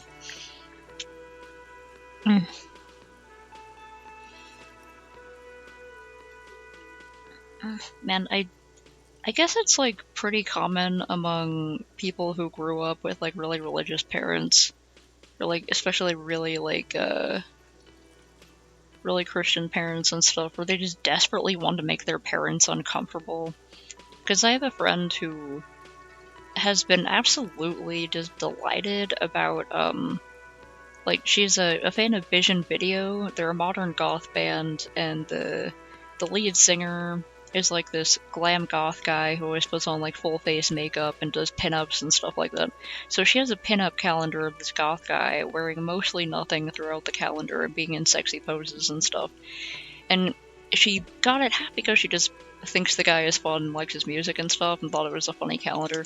And like, as for like 80% just because she wanted to make her Christian mother uncomfortable when she comes over to help look clean. I guess it's just like ex-Christian Catholic kids are just always going to be going through that and be like, haha, I'm going to disturb my parents, ah ha ha.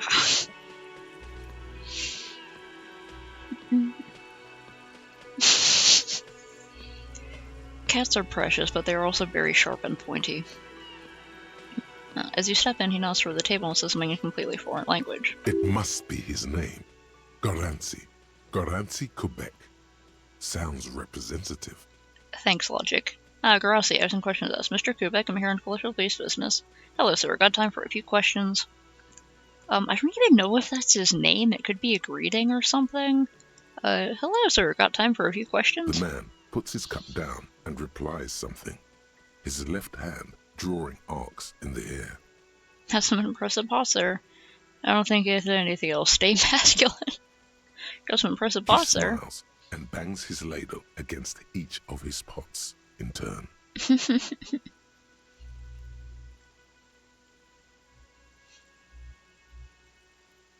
Yeah, that makes sense of the passive-aggressive payback.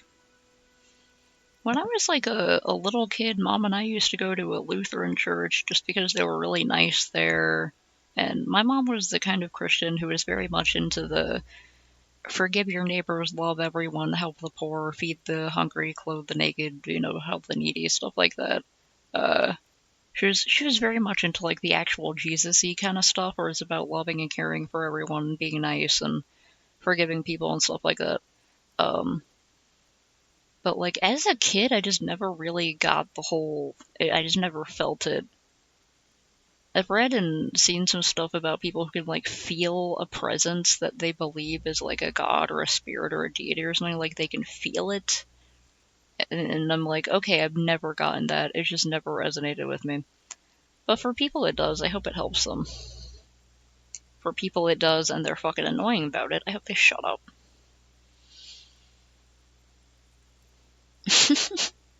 Just go along on a little field trip to church, see what it's all about. It's almost like music, especially with the sounds of assorted dishes boiling and simmering on the stove. Alright, I don't know how to talk to him, so... Stay cool, man. What's this? You see a heavy steel door with a prominent dimple lock. It's painted blue. Continue. You immediately feel drawn to the color. Blue is for mystery. I wonder where this door leads. It's a door in the back of the kitchen. Why do you care where it leads? The lieutenant regards you with patient skepticism. I am drawn to his Kobolu. Prior to the whirling in rags, there's something about this place that makes me want to know. Out of duty, we may find something pertinent to the investigation. Yeah. Yes. I suppose it's worth seeing if we can get in. Just to be thorough. As a side investigation. Ah, don't lie, man. You know where you want to go snooping around to. Yeah, it's a mini side investigation. The door of the main investigation will merge into a stereo investigation. Yeah, mini side investigation. Dart is the person to ask about this. The cafeteria manager. Try to push on the door. The door does not budge. Touch the door. The cobalt blue surface feels rough to touch. The stainless steel door is flush with its frame on every side. Okay.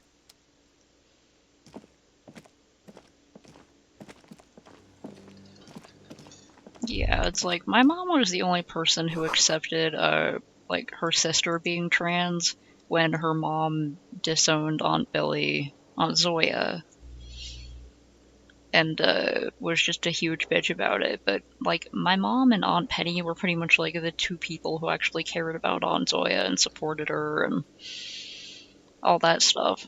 So it's like, she really wasn't into the whole, like, deep hatred for everyone who doesn't comply with them fandom that they are like today. Can I help you? It's not that money, I hope. I see something here at the Whirling Garden, and I did talk about it. What thing? I saw a sign that said the mess hall is reserved for the Union. There's a mysterious blue steel door in the back. Yeah. Yes, not the whole damn Union, thank God. Just the nastiest and loudest faction. He tosses his head in disdain.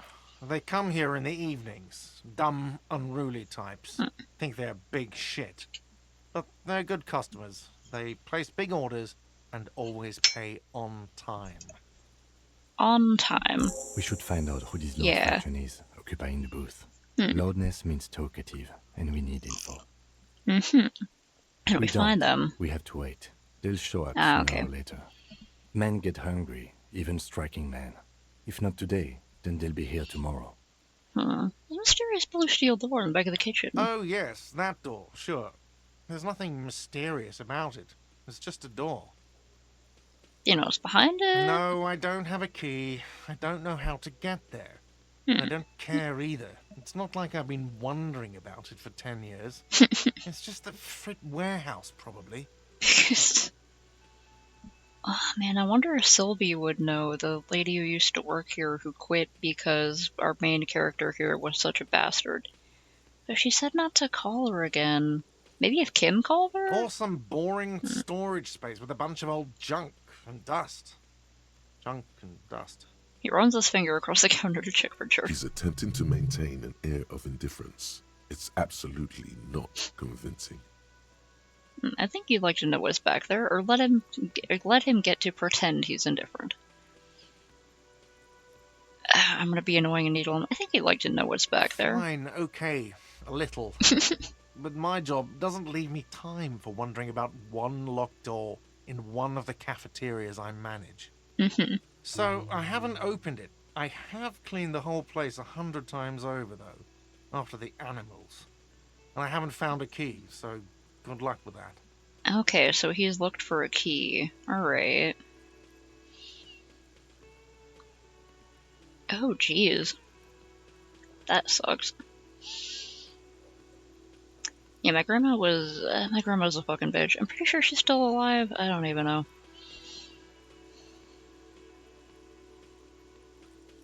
It really sucks that your family has a history of addiction, Snakes. I hope that instead of getting addicted to drugs and alcohol, you just continue being addicted to fictional stories and games and stuff like that, because it's less unhealthy than drugs and alcohol.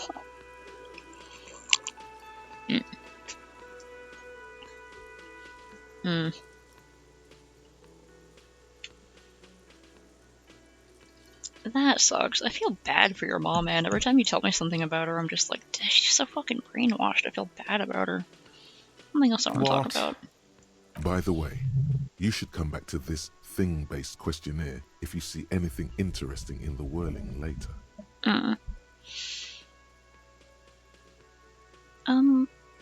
gonna sing karaoke here. Absolutely out of the question. Aw. You wait and see, cafeteria manager.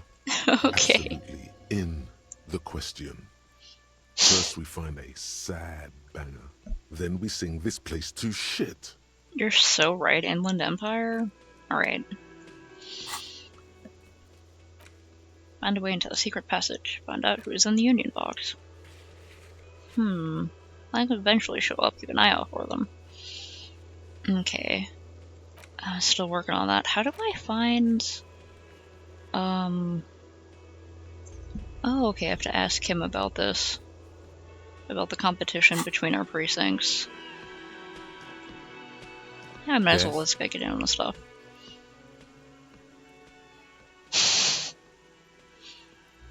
How about the case again? What do you want to know?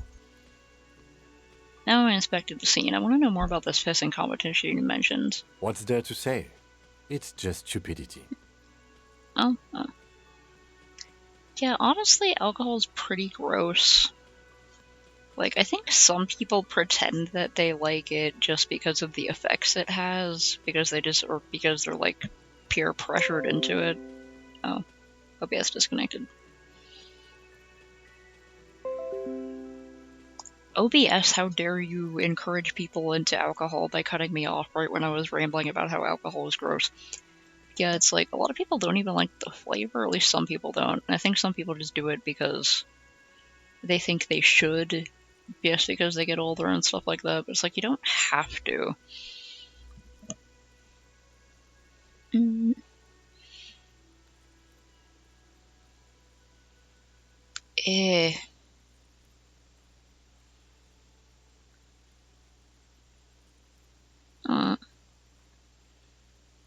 Aw, I'm glad that she's learning that some stuff she said before isn't healthy. Your dad looks like a jackass, though.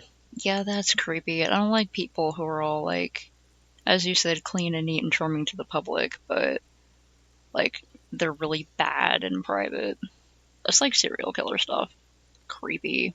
It's creepy and weird and gross, and he's not normal for having whatever conservative opinions he has. Is no one thinks like him.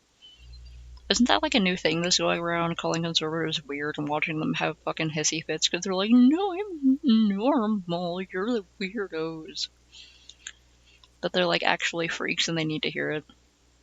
But their whole worldview like balances on them thinking that they're the normal ones.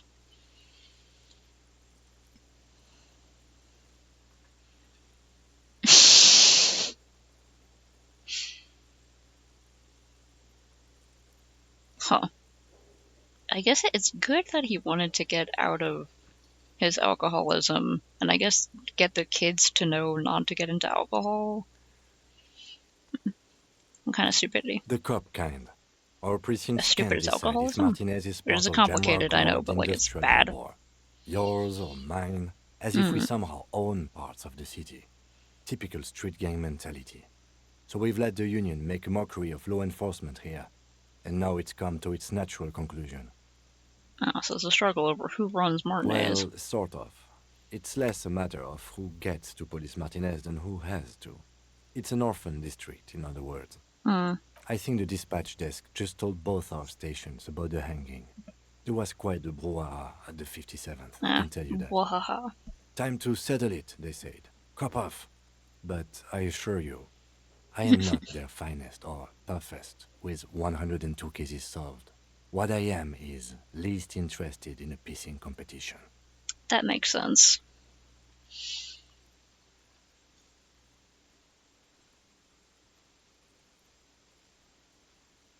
Yeah, that makes sense. People are complicated. He volunteered to represent the 57th, but not out of competitiveness. On the contrary.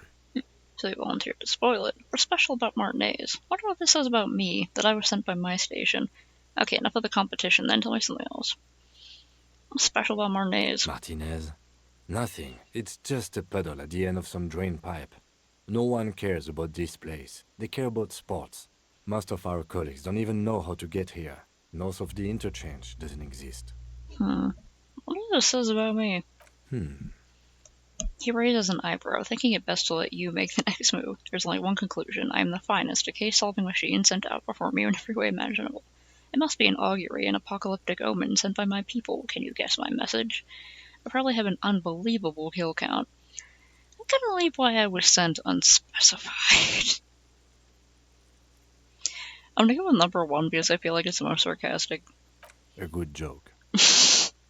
Yes, a joke. In truth, I will only moderately humiliate and outperform you. A joke, of course. Rest assured, I have no intention to compete with you. Of course it's a joke. Look at me. How could I compete with you? You probably have a ton of cases solved. I feel like that's what he would think. But also I just want to be like, I don't want to compete with you, man. We set this thing aside. We should be working together. Was there anything else you wanted to ask about the competition? If not, yes, it's a wholly pointless matter. Forget I ever mentioned it. 41% me. I want to talk about you. Yes, you. I don't see how my life is pertinent to the investigation. Well, better together if we have more rapport. Come on, Lieutenant, open up a little. You're right, what's there to know about a lame bit of Clark? I don't know what a binoclard is, and I'm not going to say that. We'll work together better if we have more rapport. That's a fair point. All right, for the good of the investigation, what do you want to know? Oh, hold on, I'm trying to read your stuff. Oh, geez, yeah, man, I forgot you told me about your brother. That's fucked up.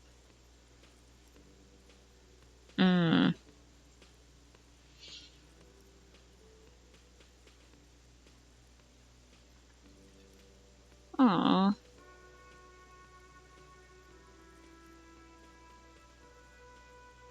Yeah, some people, like, want to do their best, but they have, like, weird ideas in their head that lead to kind of making it bad. That's, like, a lot of people.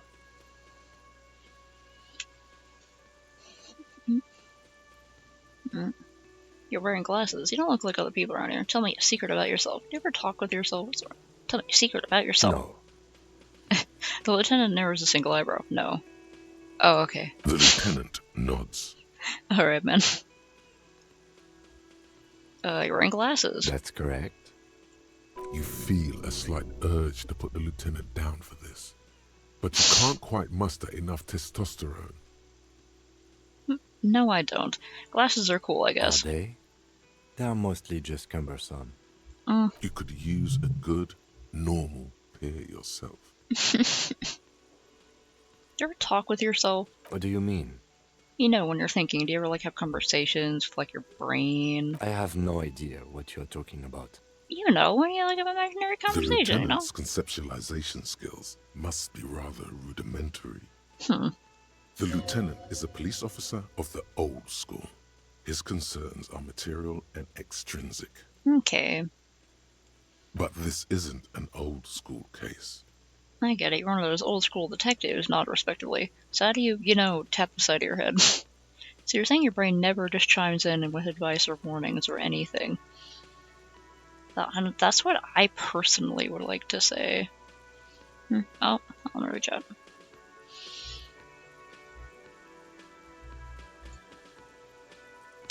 Damn, yeah, your mom probably doesn't want her family to keep spiraling into alcoholism, so... yeah.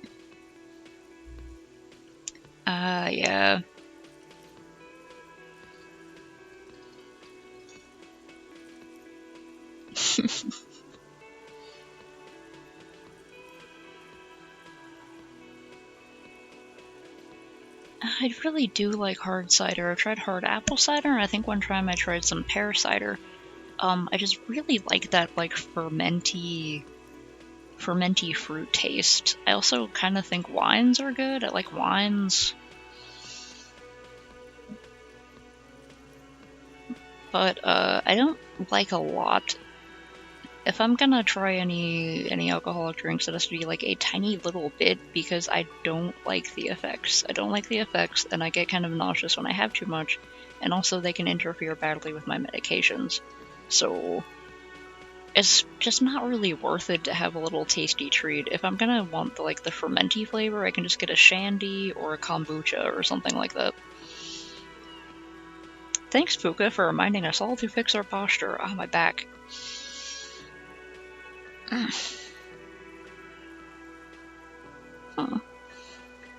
What's Fireball again? Is that kind of whiskey? I don't know a lot of alcohol stuff. Angry Orchard's a really nice cider brand, though.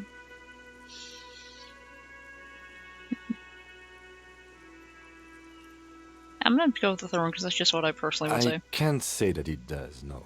When I need to think, I just use my notebook. Okay, that makes sense. The lieutenant produces his small blue notebook and idly thumbs through a few pages. Alright, man. Guess you got your own system. We all have our different mediums. His is written. Yeah. You're super lucid, yet psychedelic.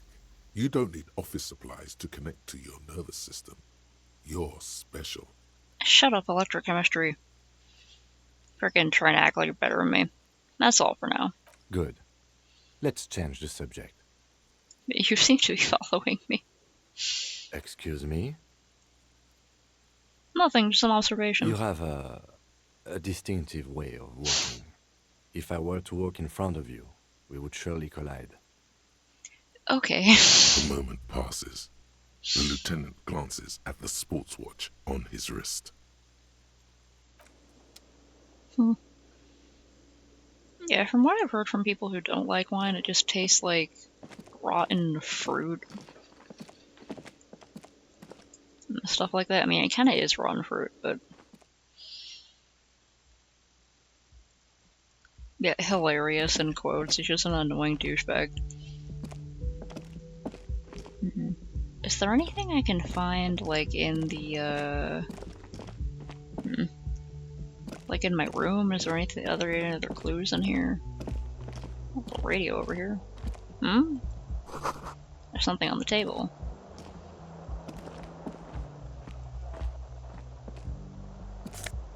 Oh.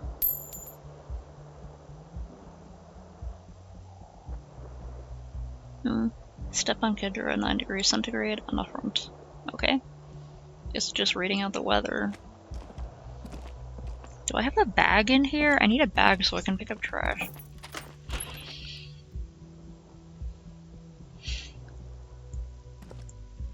I really like fake champagne. It's like it's just essentially like sparkling light fruit juice.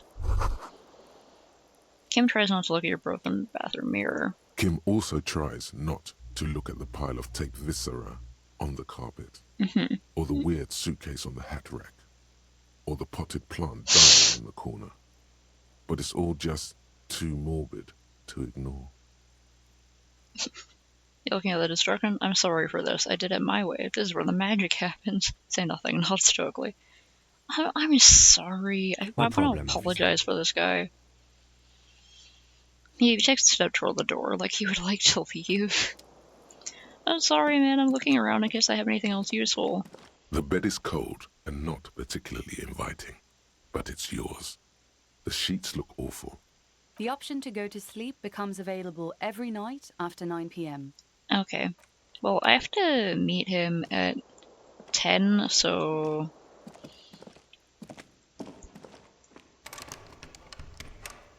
This is also a blue door. Where does it go?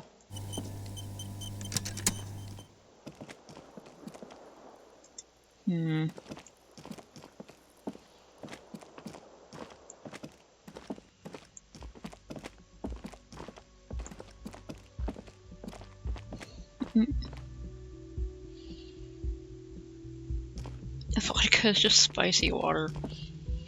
It's been more than that, but... Oh yeah, like, communion wine I learned once is actually a special type of light red wine specifically for communion. It's like very, very low alcohol. Oh hey, that guy's up. Oh yeah, I was supposed to ask the manager about the gun.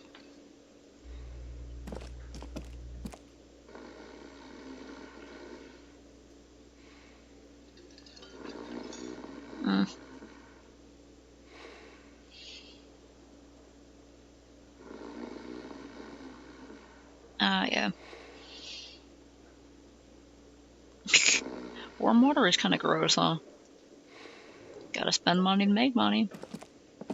Alright, man. This guy, what's here? A bottle of rum has been knocked over. Beautiful dark liquid is spilling out. That sugary black rum stain on the counter makes you teary-eyed with joy. It's almost touching how syrupy and sticky it is. How long have you been up already? Not now. Oh, excuse me. Do you have something better to do than lust for sweet syrupy rum and lemonade? With a twist of lemon? Maybe lime. Maybe who cares? Just rum? Shut up, electrochemistry. Yes, you do have something better to do. Stop drooling over that stupid rum stain and go before it's too late. Bro, don't lick it off the table. That's gross and pathetic. Like, I know he already seems like he's kind of gross and pathetic, honestly, but like, come on.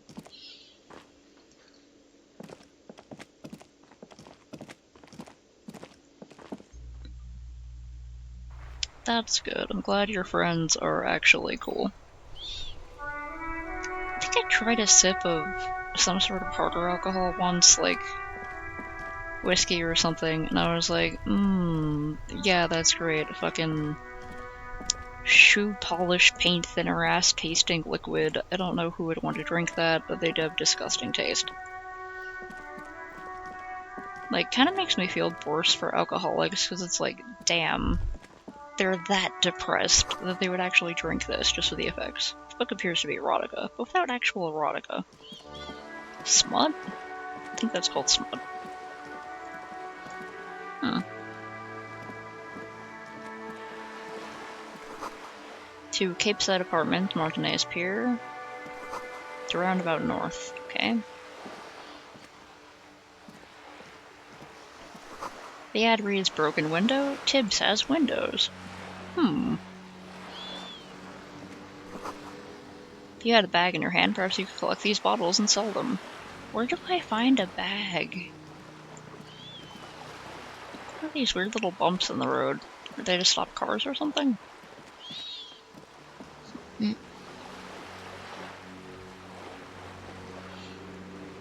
That's good that he went off his stuff. Yeah, he probably also wanted to scare y'all off alcohol by having people tell their stories and be like... But also, you know, babysitter. Got one of those deadbeat, useless dads who just, like, ran off and left you guys at some point. I got a few friends like it. A lonely cormorant surveys the sea, indifferent to your approach.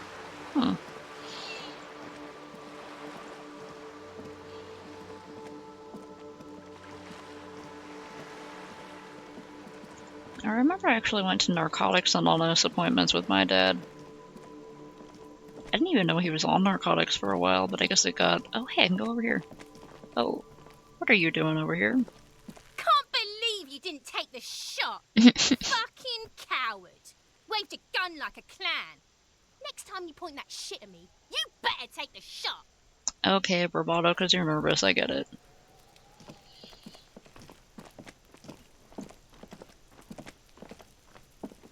But, like, yeah, apparently Dad has some narcotics problems.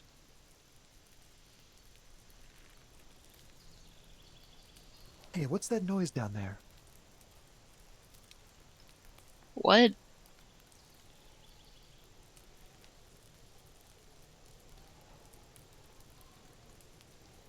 What's that noise? Wait, what? There's someone in here. That's really awful that you were almost kidnapped. Were you almost kidnapped by him? Because he said bye. Close the door. Just close the door, but you look at it suspiciously. Not opening.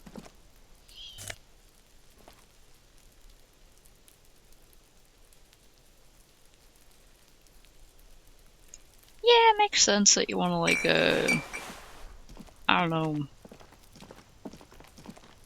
deal via humor or whatever. Honestly, I'd also be joking. Chairs and tables eaten by rain or rot. That fucking sucks, though. Like, what the hell, dude? Balcony with a view to the yard and the hanging. So much for a quiet smoke. There must be another way into the building. Oh? Why was that so loud? Okay. I knew I should have quit. Can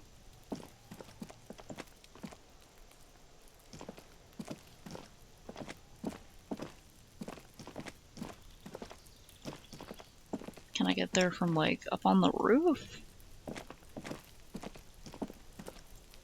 Up on that roof? Can I use the crowbar to break into here?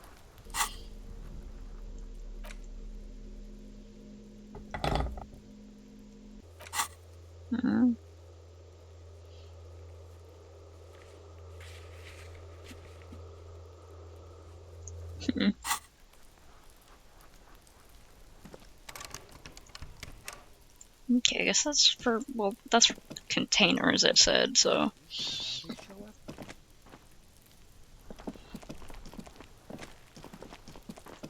Oh yeah, we actually went and saw the Deadpool movie earlier today, the Deadpool and Wolverine movie. It was really cool and I liked it a lot. Give me that money. How much money do I have so far? How do I see how much money I have? Got the photo.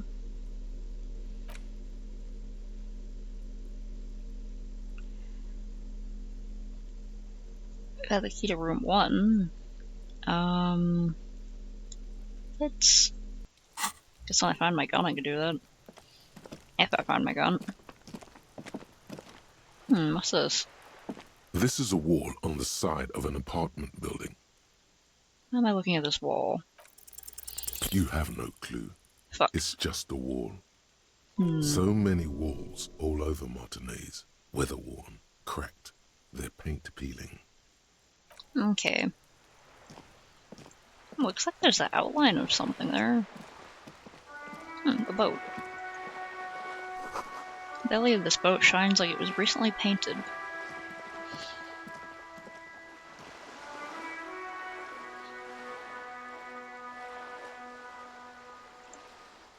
Just some random guy. That is awful. What the fuck? I hope he got run over by a truck? Or at the very least went to jail. And then got shanked to death. Cape Side Apartments. Someone calling to me? This girl up there, did she spill the paint?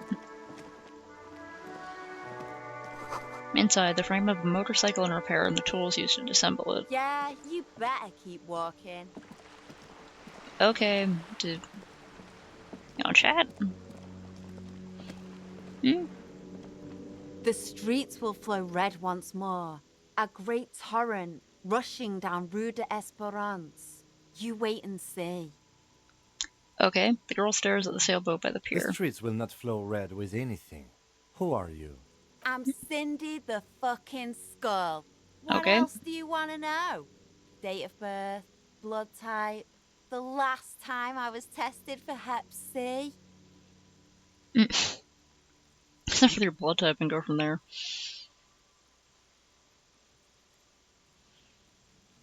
I am the law. Let's start with your blood type and go from there. Go where? Accosting a minor? I'm joking. Listen to your partner, pigman. Keep your grubby hooves off little old ladies. Despite the attitude, she puts the brush aside. Keep looking off to the side. What are you looking at? The lieutenant furrows his brow at another one of your eccentricisms. She nods disdainfully towards the woman performing maintenance on the boat dock next to the pier. Hatred, disgust. It's difficult to tell which of the two is more present in her girlish features. The woman on the boat does not notice her staring. That is on her. Someone's got to keep an eye on her. Okay. Ozon is an archipelago 2 days' travel away from Rivershot. Its moneyed residents, used to posh restaurants and upscale boutiques, rarely have reason to visit Martinaise. Jeez, did she get stuck here? Probably the Wild Pines rep. We should talk to her. She's a professional negotiator, though. I have the feeling she will be very cooperative while telling us nothing. Oh, sorry. Oh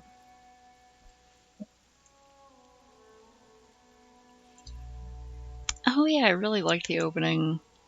Pretty much, the movie is pretty much everything I would expect and hope for from a Deadpool film, which is extreme gratuitous violence, a bunch of wacky reverent humor, etc., and also some surprisingly heartfelt moments. Why can't I freaking... Okay, come on, pause.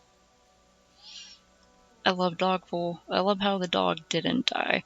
They couldn't make a joke about the dog dying, but they were like, no. Everyone protects Dogpool. Dang, your friends in elementary school didn't even know about divorce. When I was a kid, I kept asking my mom when she was going to divorce my dad. I was like pretty optimistic about it. I was like, we can do the back and forth thing like the neighbors do.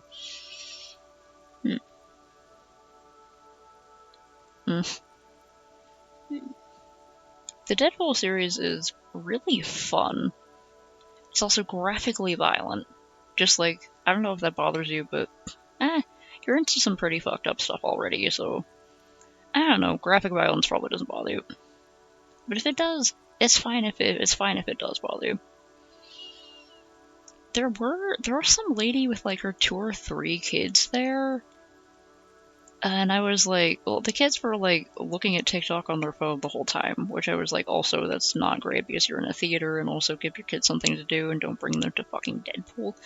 But, yeah, I don't think they were paying attention, but I was still like, what the fuck? What is wrong with you?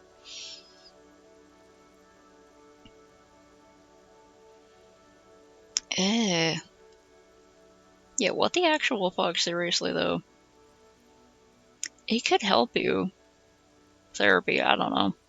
Sometimes just like venting at people and joking about your stuff and having people listen can also help, but sometimes, you know, therapists actually have like advice instead of just being like, oh fuck, this sucks, man.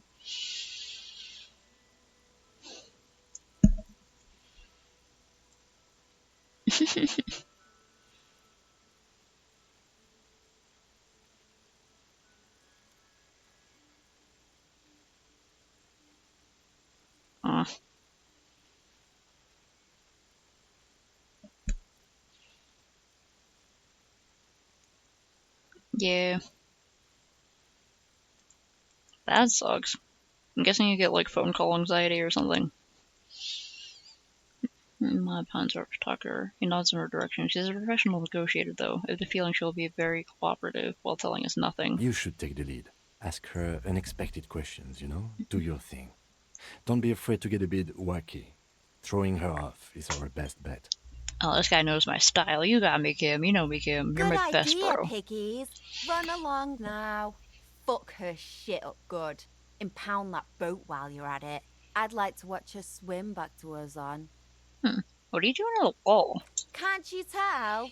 I'm painting a beautiful mural, an aereo graffitio visible from low orbit. Cool. I haven't really started it yet. I'm waiting for the right words. She studies the wall, suddenly pensive. So you don't know what to write? Have you ever tried your hand at graffitio? When faced with a blank wall, most people write unimaginative stuff, like pigs go home and Mono is here. Well, at least it's honest expression. We rarely see pigs round here, though. Just union cats. And my name's not Mona, so... Okay. Yeah? I love public art. Don't mind us, keep doing what you're doing. I'm gonna have to stop you. This is hooliganism. Actually, I don't have an opinion. I lied. I love public art. Don't mind us. Keep doing what you're doing. Thanks. I'm sure the inspiration will come to me now that I have an official RCM stamp of approval. Cool. Do you know anything about the recent murder? I ain't no snitch, pigstein. Go forth and forage in someone else's shit. No shortage of squealers in these parts. So you do know something. Actually, there is a shortage of people who talk to us in a normal, calm, informative manner. It's true. We weren't put on this earth to make your life pleasant, fucko. So you won't talk about the murder. Maybe you can tell us something about the murder victim's missing armor. What do I care about some fucking tin eggshells? Isn't armor art for the body? Art for the body? Ugh, alright. Sad piggy. I'll give you this one. I got her with the cringe. I saw a little girl in the fishing village running around with military-grade handwear. Look cute as hell. Okay. A fishing village. If you haven't been there, the village is a shithole down the coast from the main plaza. Have a good time. She waves her hand in a general westward direction. There's a little girl wearing the gloves there. No. That's all the snitching Cindy the Skull does for today. Actually, I don't even know why I told you what I just told you. I have a weakness for animals. It's the animal thing again. Damn it. She looks at you, a little sad suddenly. Or a weakness for police officers, miss. Thank you either way. He makes a note in his notebook. Catch you later, Cindy. Watch your back, Ungulate. You've got eyes on you. Okay, sure. Blue naval coat. +1 suggestion, -1 half-light. I can't remember what that means. Decor, sexualization, ignorance, suggestion. -1 sub-warfare plus an electrochemistry. I need to find, like, better pants, because these very tight disco bell-bottoms are probably not helping me with that jumping thing. I'm gonna put on this naval coat. Oh wow, look at me, I'm so fancy. Is this really gonna help me a lot? -1 half-light. If someone thinks I'm a naval officer, I don't know. I don't know.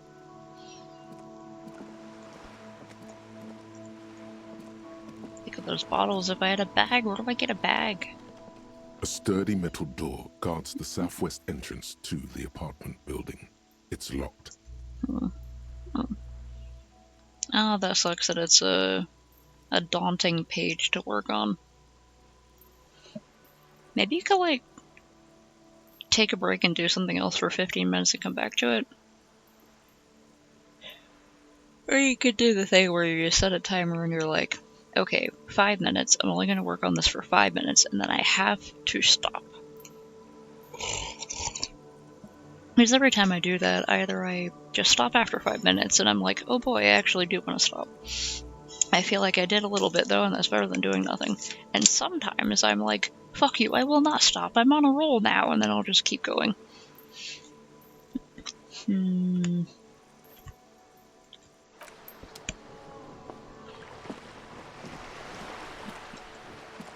Or maybe you should, maybe I should see. A sturdy metal door guards the door rattles against your knuckles, but there's no response. That's probably fine. Okay. See if there's anyone else to bother later. Let's put that. Looks like there was more construction here once, decades ago. Yeah, that looks a little rickety.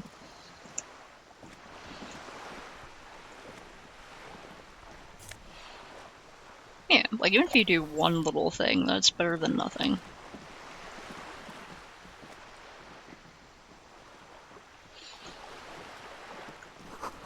Docking reserve for residents of Rue de Saint Ghislain 33A. Your room in the Whirling is much bigger than this sloop. This is worth more than you'll ever earn in all your life. A striking woman leans against the cabin top of her sailing boat, smiling as you approach. Her green raincoat glistens with droplets. A silk scarf is tied around her throat. Continue. Good afternoon, officers. I'm Joyce. She extends her hand in greeting. Joyce L. Messier. I represent the board of Wild Pines, the owners of the harbor. You gentlemen must be from the RCM. She steps closer and holds out her hand over the railing. Joyce L. What does the L stand for? RCM. What is that? I'm a little foggy here. What gave us away? Nothing, honestly. I've said it to every drunk in town, and you're the first one who's responded. Aha, thanks. Relax. She meant it in jest. Sure. I'm glad handshake. To see you here. Her grip is tight and cold. I was dispatched to handle a strike, not a lynching. Anything I can do to assist the RCM in this matter, I will. Gladly. Alright. That is good to hear, madame. My colleague will take the lead on this interview. I should let you know that he is recovering from an unusual medical episode. Very unusual. But I can assure you of his ultimate competency. Oh, sorry, checking chat again. I hate it when someone's smoking by my house. No matter what they're smoking, it's just like fucking gross. I don't know how anyone justifies smoking anymore because of how expensive it is. And it's like, I know you got an addiction, but god damn. Get into anime or something. I shall let you know that he's recovering from an unusual medical episode. Very unusual, but I can assure you of his ultimate competency. How interesting. I wish you a swift recovery. In the meanwhile, you have my full cooperation, and the full cooperation of the Wild Pines group. You're on the boat, and you're going fast, and... Okay. Tell me about Wild Pines. What do you do? What can you tell me about the strike? Tell me about the lynching. Do you know about some of these tattoos? You seem rich. Can I have some money? Tell me about Wild Pines. What do you do? What we do?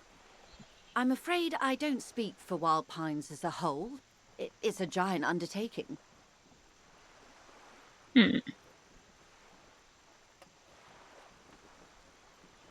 What do they do? The Pines' core competency is logistics.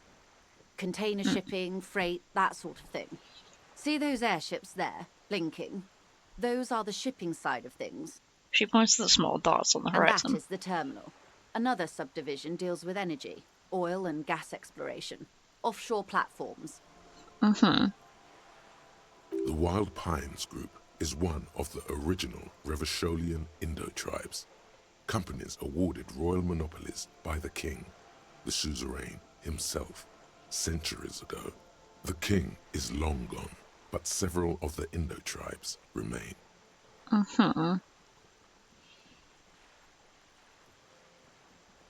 Right. Good company scenes. How much money does Wild Pines have? Give me your money. Yeah, apparently. Oh, wait. Oh, fuck. Oh, yeah, I was gonna sign off 30 minutes ago. Damn it. Oh, fuck. Hold on. Okay, who are the other Indo-tribes? Saint-Baptiste, LUM, an unknown entity known as Brightest Star. Got it. Tell me something else. Can you tell me about this strike? Everything. Right up to, but not including, trade secrets. Hey, what if I want to hear about trade secrets? What is your role in this precisely? I believe the official title is Senior Labor Negotiator. In practice, I'm a grocery clerk. I relay the union's demands to Wild Pines and return with Wild Pines' counteroffer. Okay. And how are the talks going? They're not. That's the problem. The union stopped all negotiations a week ago, after that awful lynching took place. Now they won't even let me into the harbour. There's a 2-meter-20 racist behemoth blocking the gates. Oh, you mean Measurehead? Yes, Jean-Luc Measurehead. She leans back and rolls her eyes. How are the talks going for the lynching? I'd say I was not making the kind of progress I'd hoped for when I first arrived. And when did you first arrive? I arrived 3 weeks ago. Yes, in the middle of February. The bay was still partially frozen then. I prefer to do these things on site, like the RCM. But the strike began in December.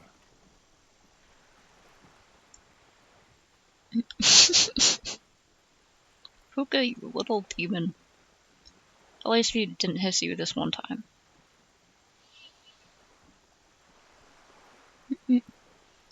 Strike began in December.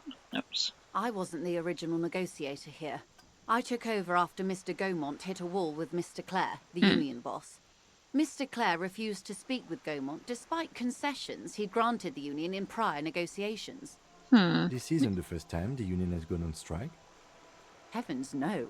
There have been 2 prior strikes. Both times the union won significant concessions, including overtime pay and a medical plan. Oh, good for them. This time their demands are more, I guess you could say, aggressive.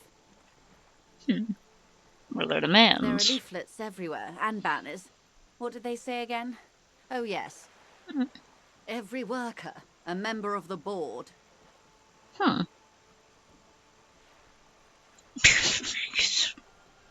I like it. I don't know what to think about it. Over-aggressive commie posturing. Seems like they have no idea about business.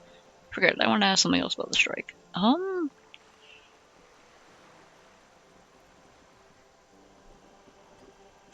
Honestly, yeah, sure, yeah. Then you might also like their other slogan. Demand democracy. Not hard communist enough for me. I mean, honestly, I think the workers should get a say in the business, actually. I don't think it has the same pizzazzo as every worker, a member of the board. What exactly do they mean by it, though? What's the demand? It's quite simple, you see. Every time the Wild Pines Group makes a decision about what? About anything, really, it needs the signature of each of the 2,200 workers in its Martinez terminal. Would it be like by a majority vote, then? Just so you understand, this is but one of 22 terminals owned by Wild Pines. Essentially, not only are they kings of the company, they are also kings of the 72,000 employees of Wild Pines Group. That's pretty funny, I should admit. The workers can't be kings. The king is king. The king is dead. Long live the workers. What are you gonna do? Well, yeah, what are you gonna do? I'm not sure. Naturally, I assume that was just their opening position. A hard-nosed tactic with a side of mockery. But there's been no follow-up, just the same nonsensical slogan repeated over and over again.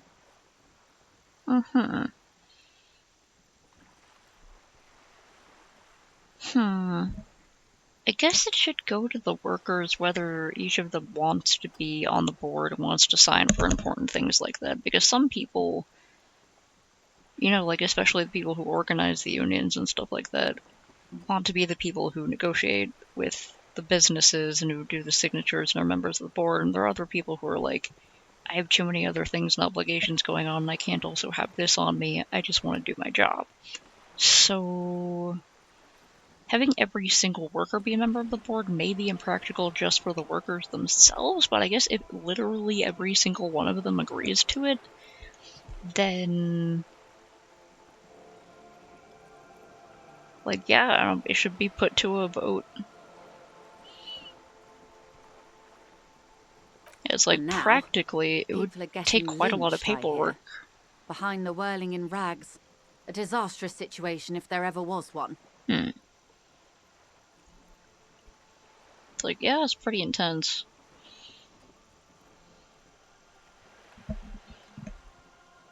Excuse me, from whom You did might, you bro. hear about this lynching? Where did you hear about this I lynching? first heard it from the boyer at the gates. The one whose very name advertises his aversion to work. I think he said it was, "Call me mañana." That guy. This checks out. What happened to Gaumont? Mr. Clare told him to... Gaumont. How did he put it? She pauses to compose herself. Fuck off, midget. Gaumont is short of stature, you see. That's not really cool. Keep in mind, this is a negotiator Mr. Clare has worked with before, and who was more than fair with him and the union. Scabs at the gate. Did you put them there? The scabs? You mean the huddled masses of Jamrock, come to plead for work where the union refuses to? If they were organized by Wild Pines or its affiliates, then it would be a company secret. I could not share it with you. Not right now, at least. She seems a little comfortable about It's that. implied.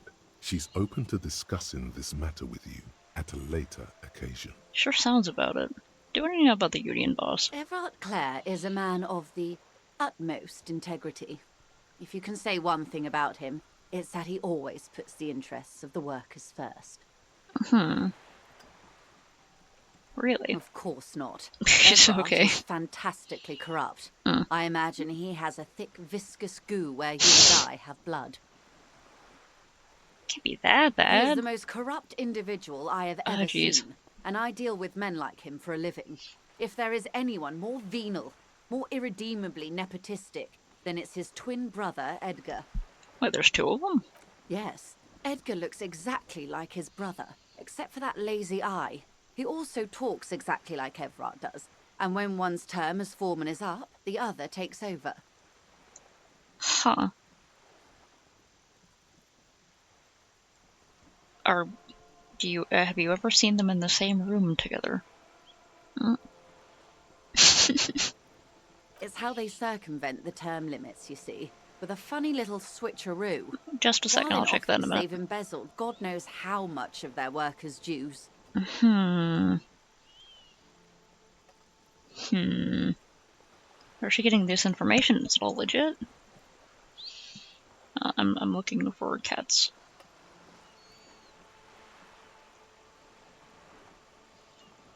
Belle.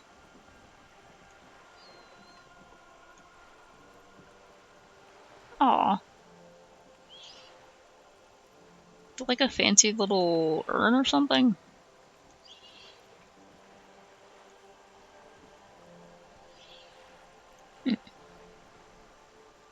Oh, the little cat figures are really cute. I think one of my friends has a cat urn very similar to that in her house. They put it up on the counter where where he used to sit and watch everyone, so he could continue sitting and watching everyone. That's the kind of stuff that makes me tear up, man. Bale? Okay, Bale.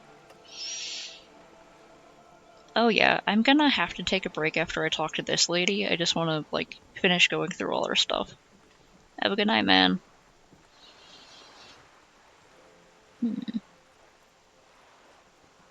What about the Union itself, outside the Brothers Clare? The Debarders Union was once a perfectly normal institution. 20 years ago, anyway. It must not have been easy to establish under the Emergency Act, but they did it. I can respect that. Organised labour at its best, as they say. Then something happened in the local chapter elections. The Brothers Clare came and transformed it into a... how do you say? She hesitates, looking for the right expression. A mob. The Debarders are a crime syndicate. Sad as it may be, I suspect we'll be forced to cooperate with them. Okay, so they're using the workers for bad stuff. Refreshingly honest, officer. The company has tried appeasing in the past, but I'm afraid our concessions have only emboldened Evrart and his brother. She turns to you. And your opinion, detective, if I may ask. I'm a curious and talkative person, you see. She explains. Would you say the Debarders Union is... an effective advocate for the rights of local workingmen, a giant leech sucking the life out of rubbish roll, basically a socialist mob. I prefer not to have an opinion on these things.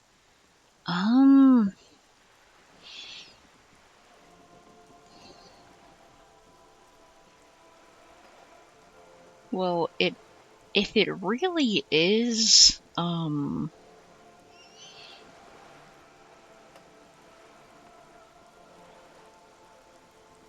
like, if it really is, being run by corrupt people,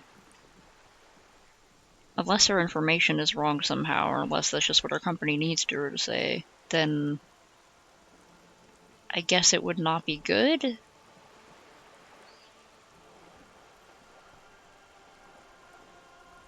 But, like, if it was good, then, Company's tried appeasing in the past, I'm afraid, because I don't know.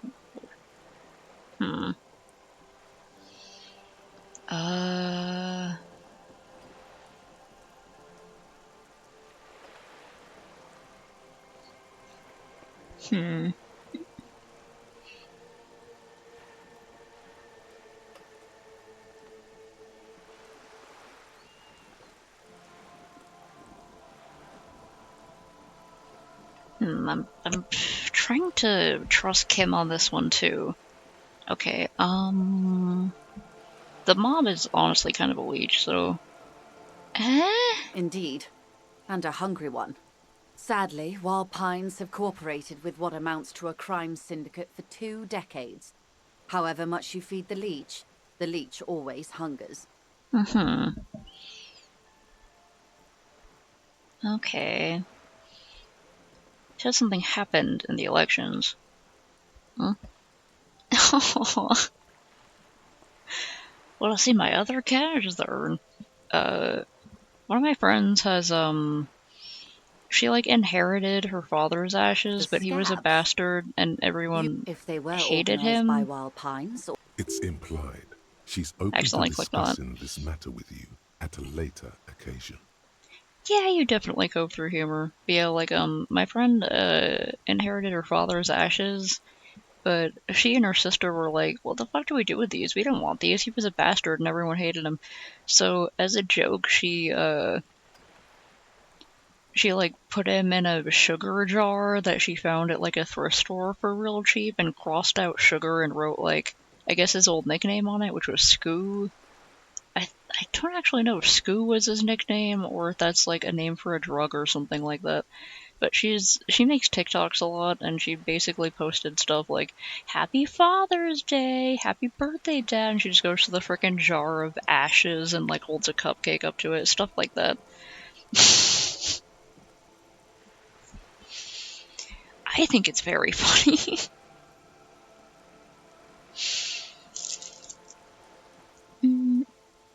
But also I think it's kind of cute to joke about, like, having your cat still there. It's like, here's my cat, because it's dark humor, but it's still like, you cared enough to put the cat's body in a nice little container and keep it in a nice place and paint it and everything, and I don't know, it's just kind of sweet. In a sad way, but it's sweet, you know? One more thing, you said something happened in the elections. I'm glad you asked. There was a woman, the previous forewoman of the Union. She disappeared. Humor is beautiful, it's true. Disappeared? Disappeared? Yes. On the last day of the local chapter elections, her daughter phoned in and said she wasn't running anymore. Or coming to work. Ever. End of story. Extortion? Indeed. The company suspects foul play, but there's nothing they could do. It was a union matter. The point of the presentation is, these kinds of things happen around the Clares. Watch out when you're dealing with him. Okay. Thank you for your concern, ma'am. We'll be just fine. Alright. Of course. How else can I help? Do you know anything else about the lynching? Quite a few things, I'm afraid. She fell silent for a moment, contemplating something. The information I'm to share with you includes sensitive trade secrets. For the sake of my employer, I have to ask for your names and badge numbers. Okay. Of course, ma'am. We should have introduced ourselves. The lieutenant I am hands her a Lieutenant piece of blue Kitsuragi plastic. from Precinct 57. And this is my colleague from Precinct 41. I'm afraid he doesn't have his badge at the moment. I hope mine will suffice. How curious. Why is that, Detective? She returns the lieutenant's badge and turns to you. Remember when my partner told you I'd recently suffered from an unusual medical episode? My lost badge is related to it. I see. She looks So increasingly are you worried. saying you lost your badge during the course of this episode? It's possible. After a night of heavy drinking, I lost all memory of my life in the world. Could have eaten it for all I know. I don't remember anything. This world, the city, nothing. Yes. I don't know.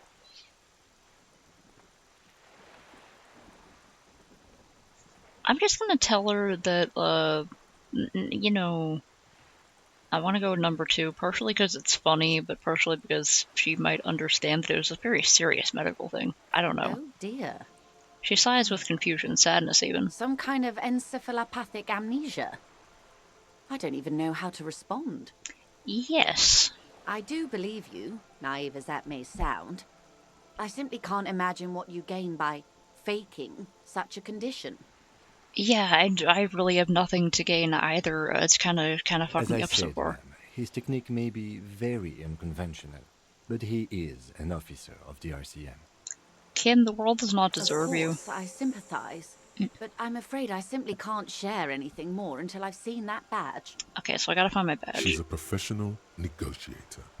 She should be open to some sort of mutually beneficial arrangement. I have a medium chance of this. +1 sympathy for your amnesia. Oh, fuck, it's a red check. I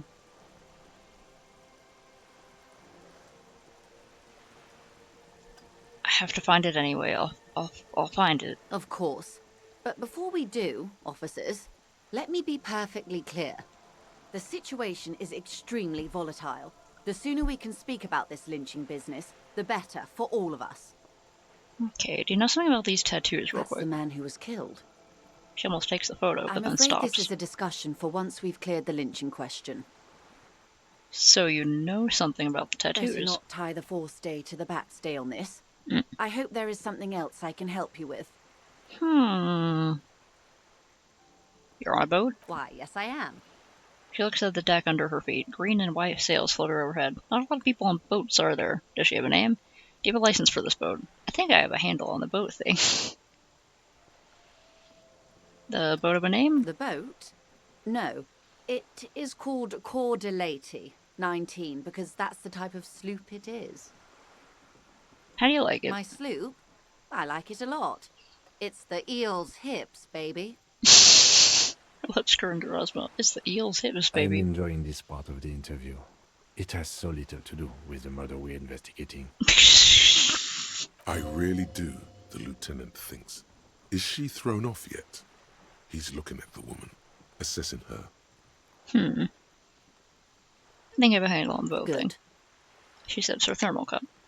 Thank you, that's all for now. Of course, Detective. Take care. Alright. Lonesome, long way home. Here we go. Home awaits. Walk past Station 41 and through the market, past the Boogie Street spearhead to the other side of the lake, the frozen eye at the center of the district. Then past the video rental store on the corner. There, at the end of a street lined with pine trees, a small house no larger than a matchbox. 11 Voyager Road. You no longer live there. Those times are gone. And so are those people. Why did you come here? Why are you still here? And where's the dealer? You have to get back to work. That's all you have now.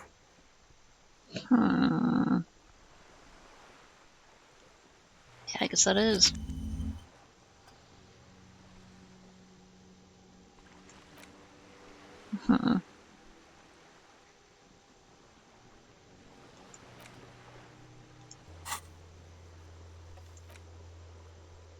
Fishing village down the coast and know something about the gloves.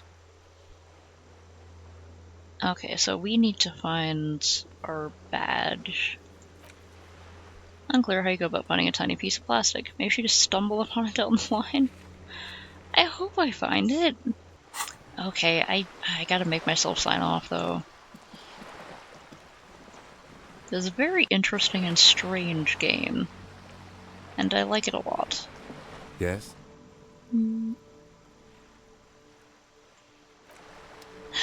Okay. Save. Save.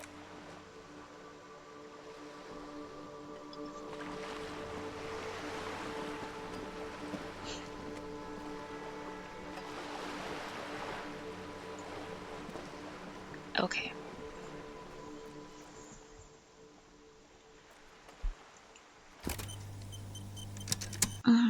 Alright, I gotta make myself go to bed. Oh, ow. To stretch a bit.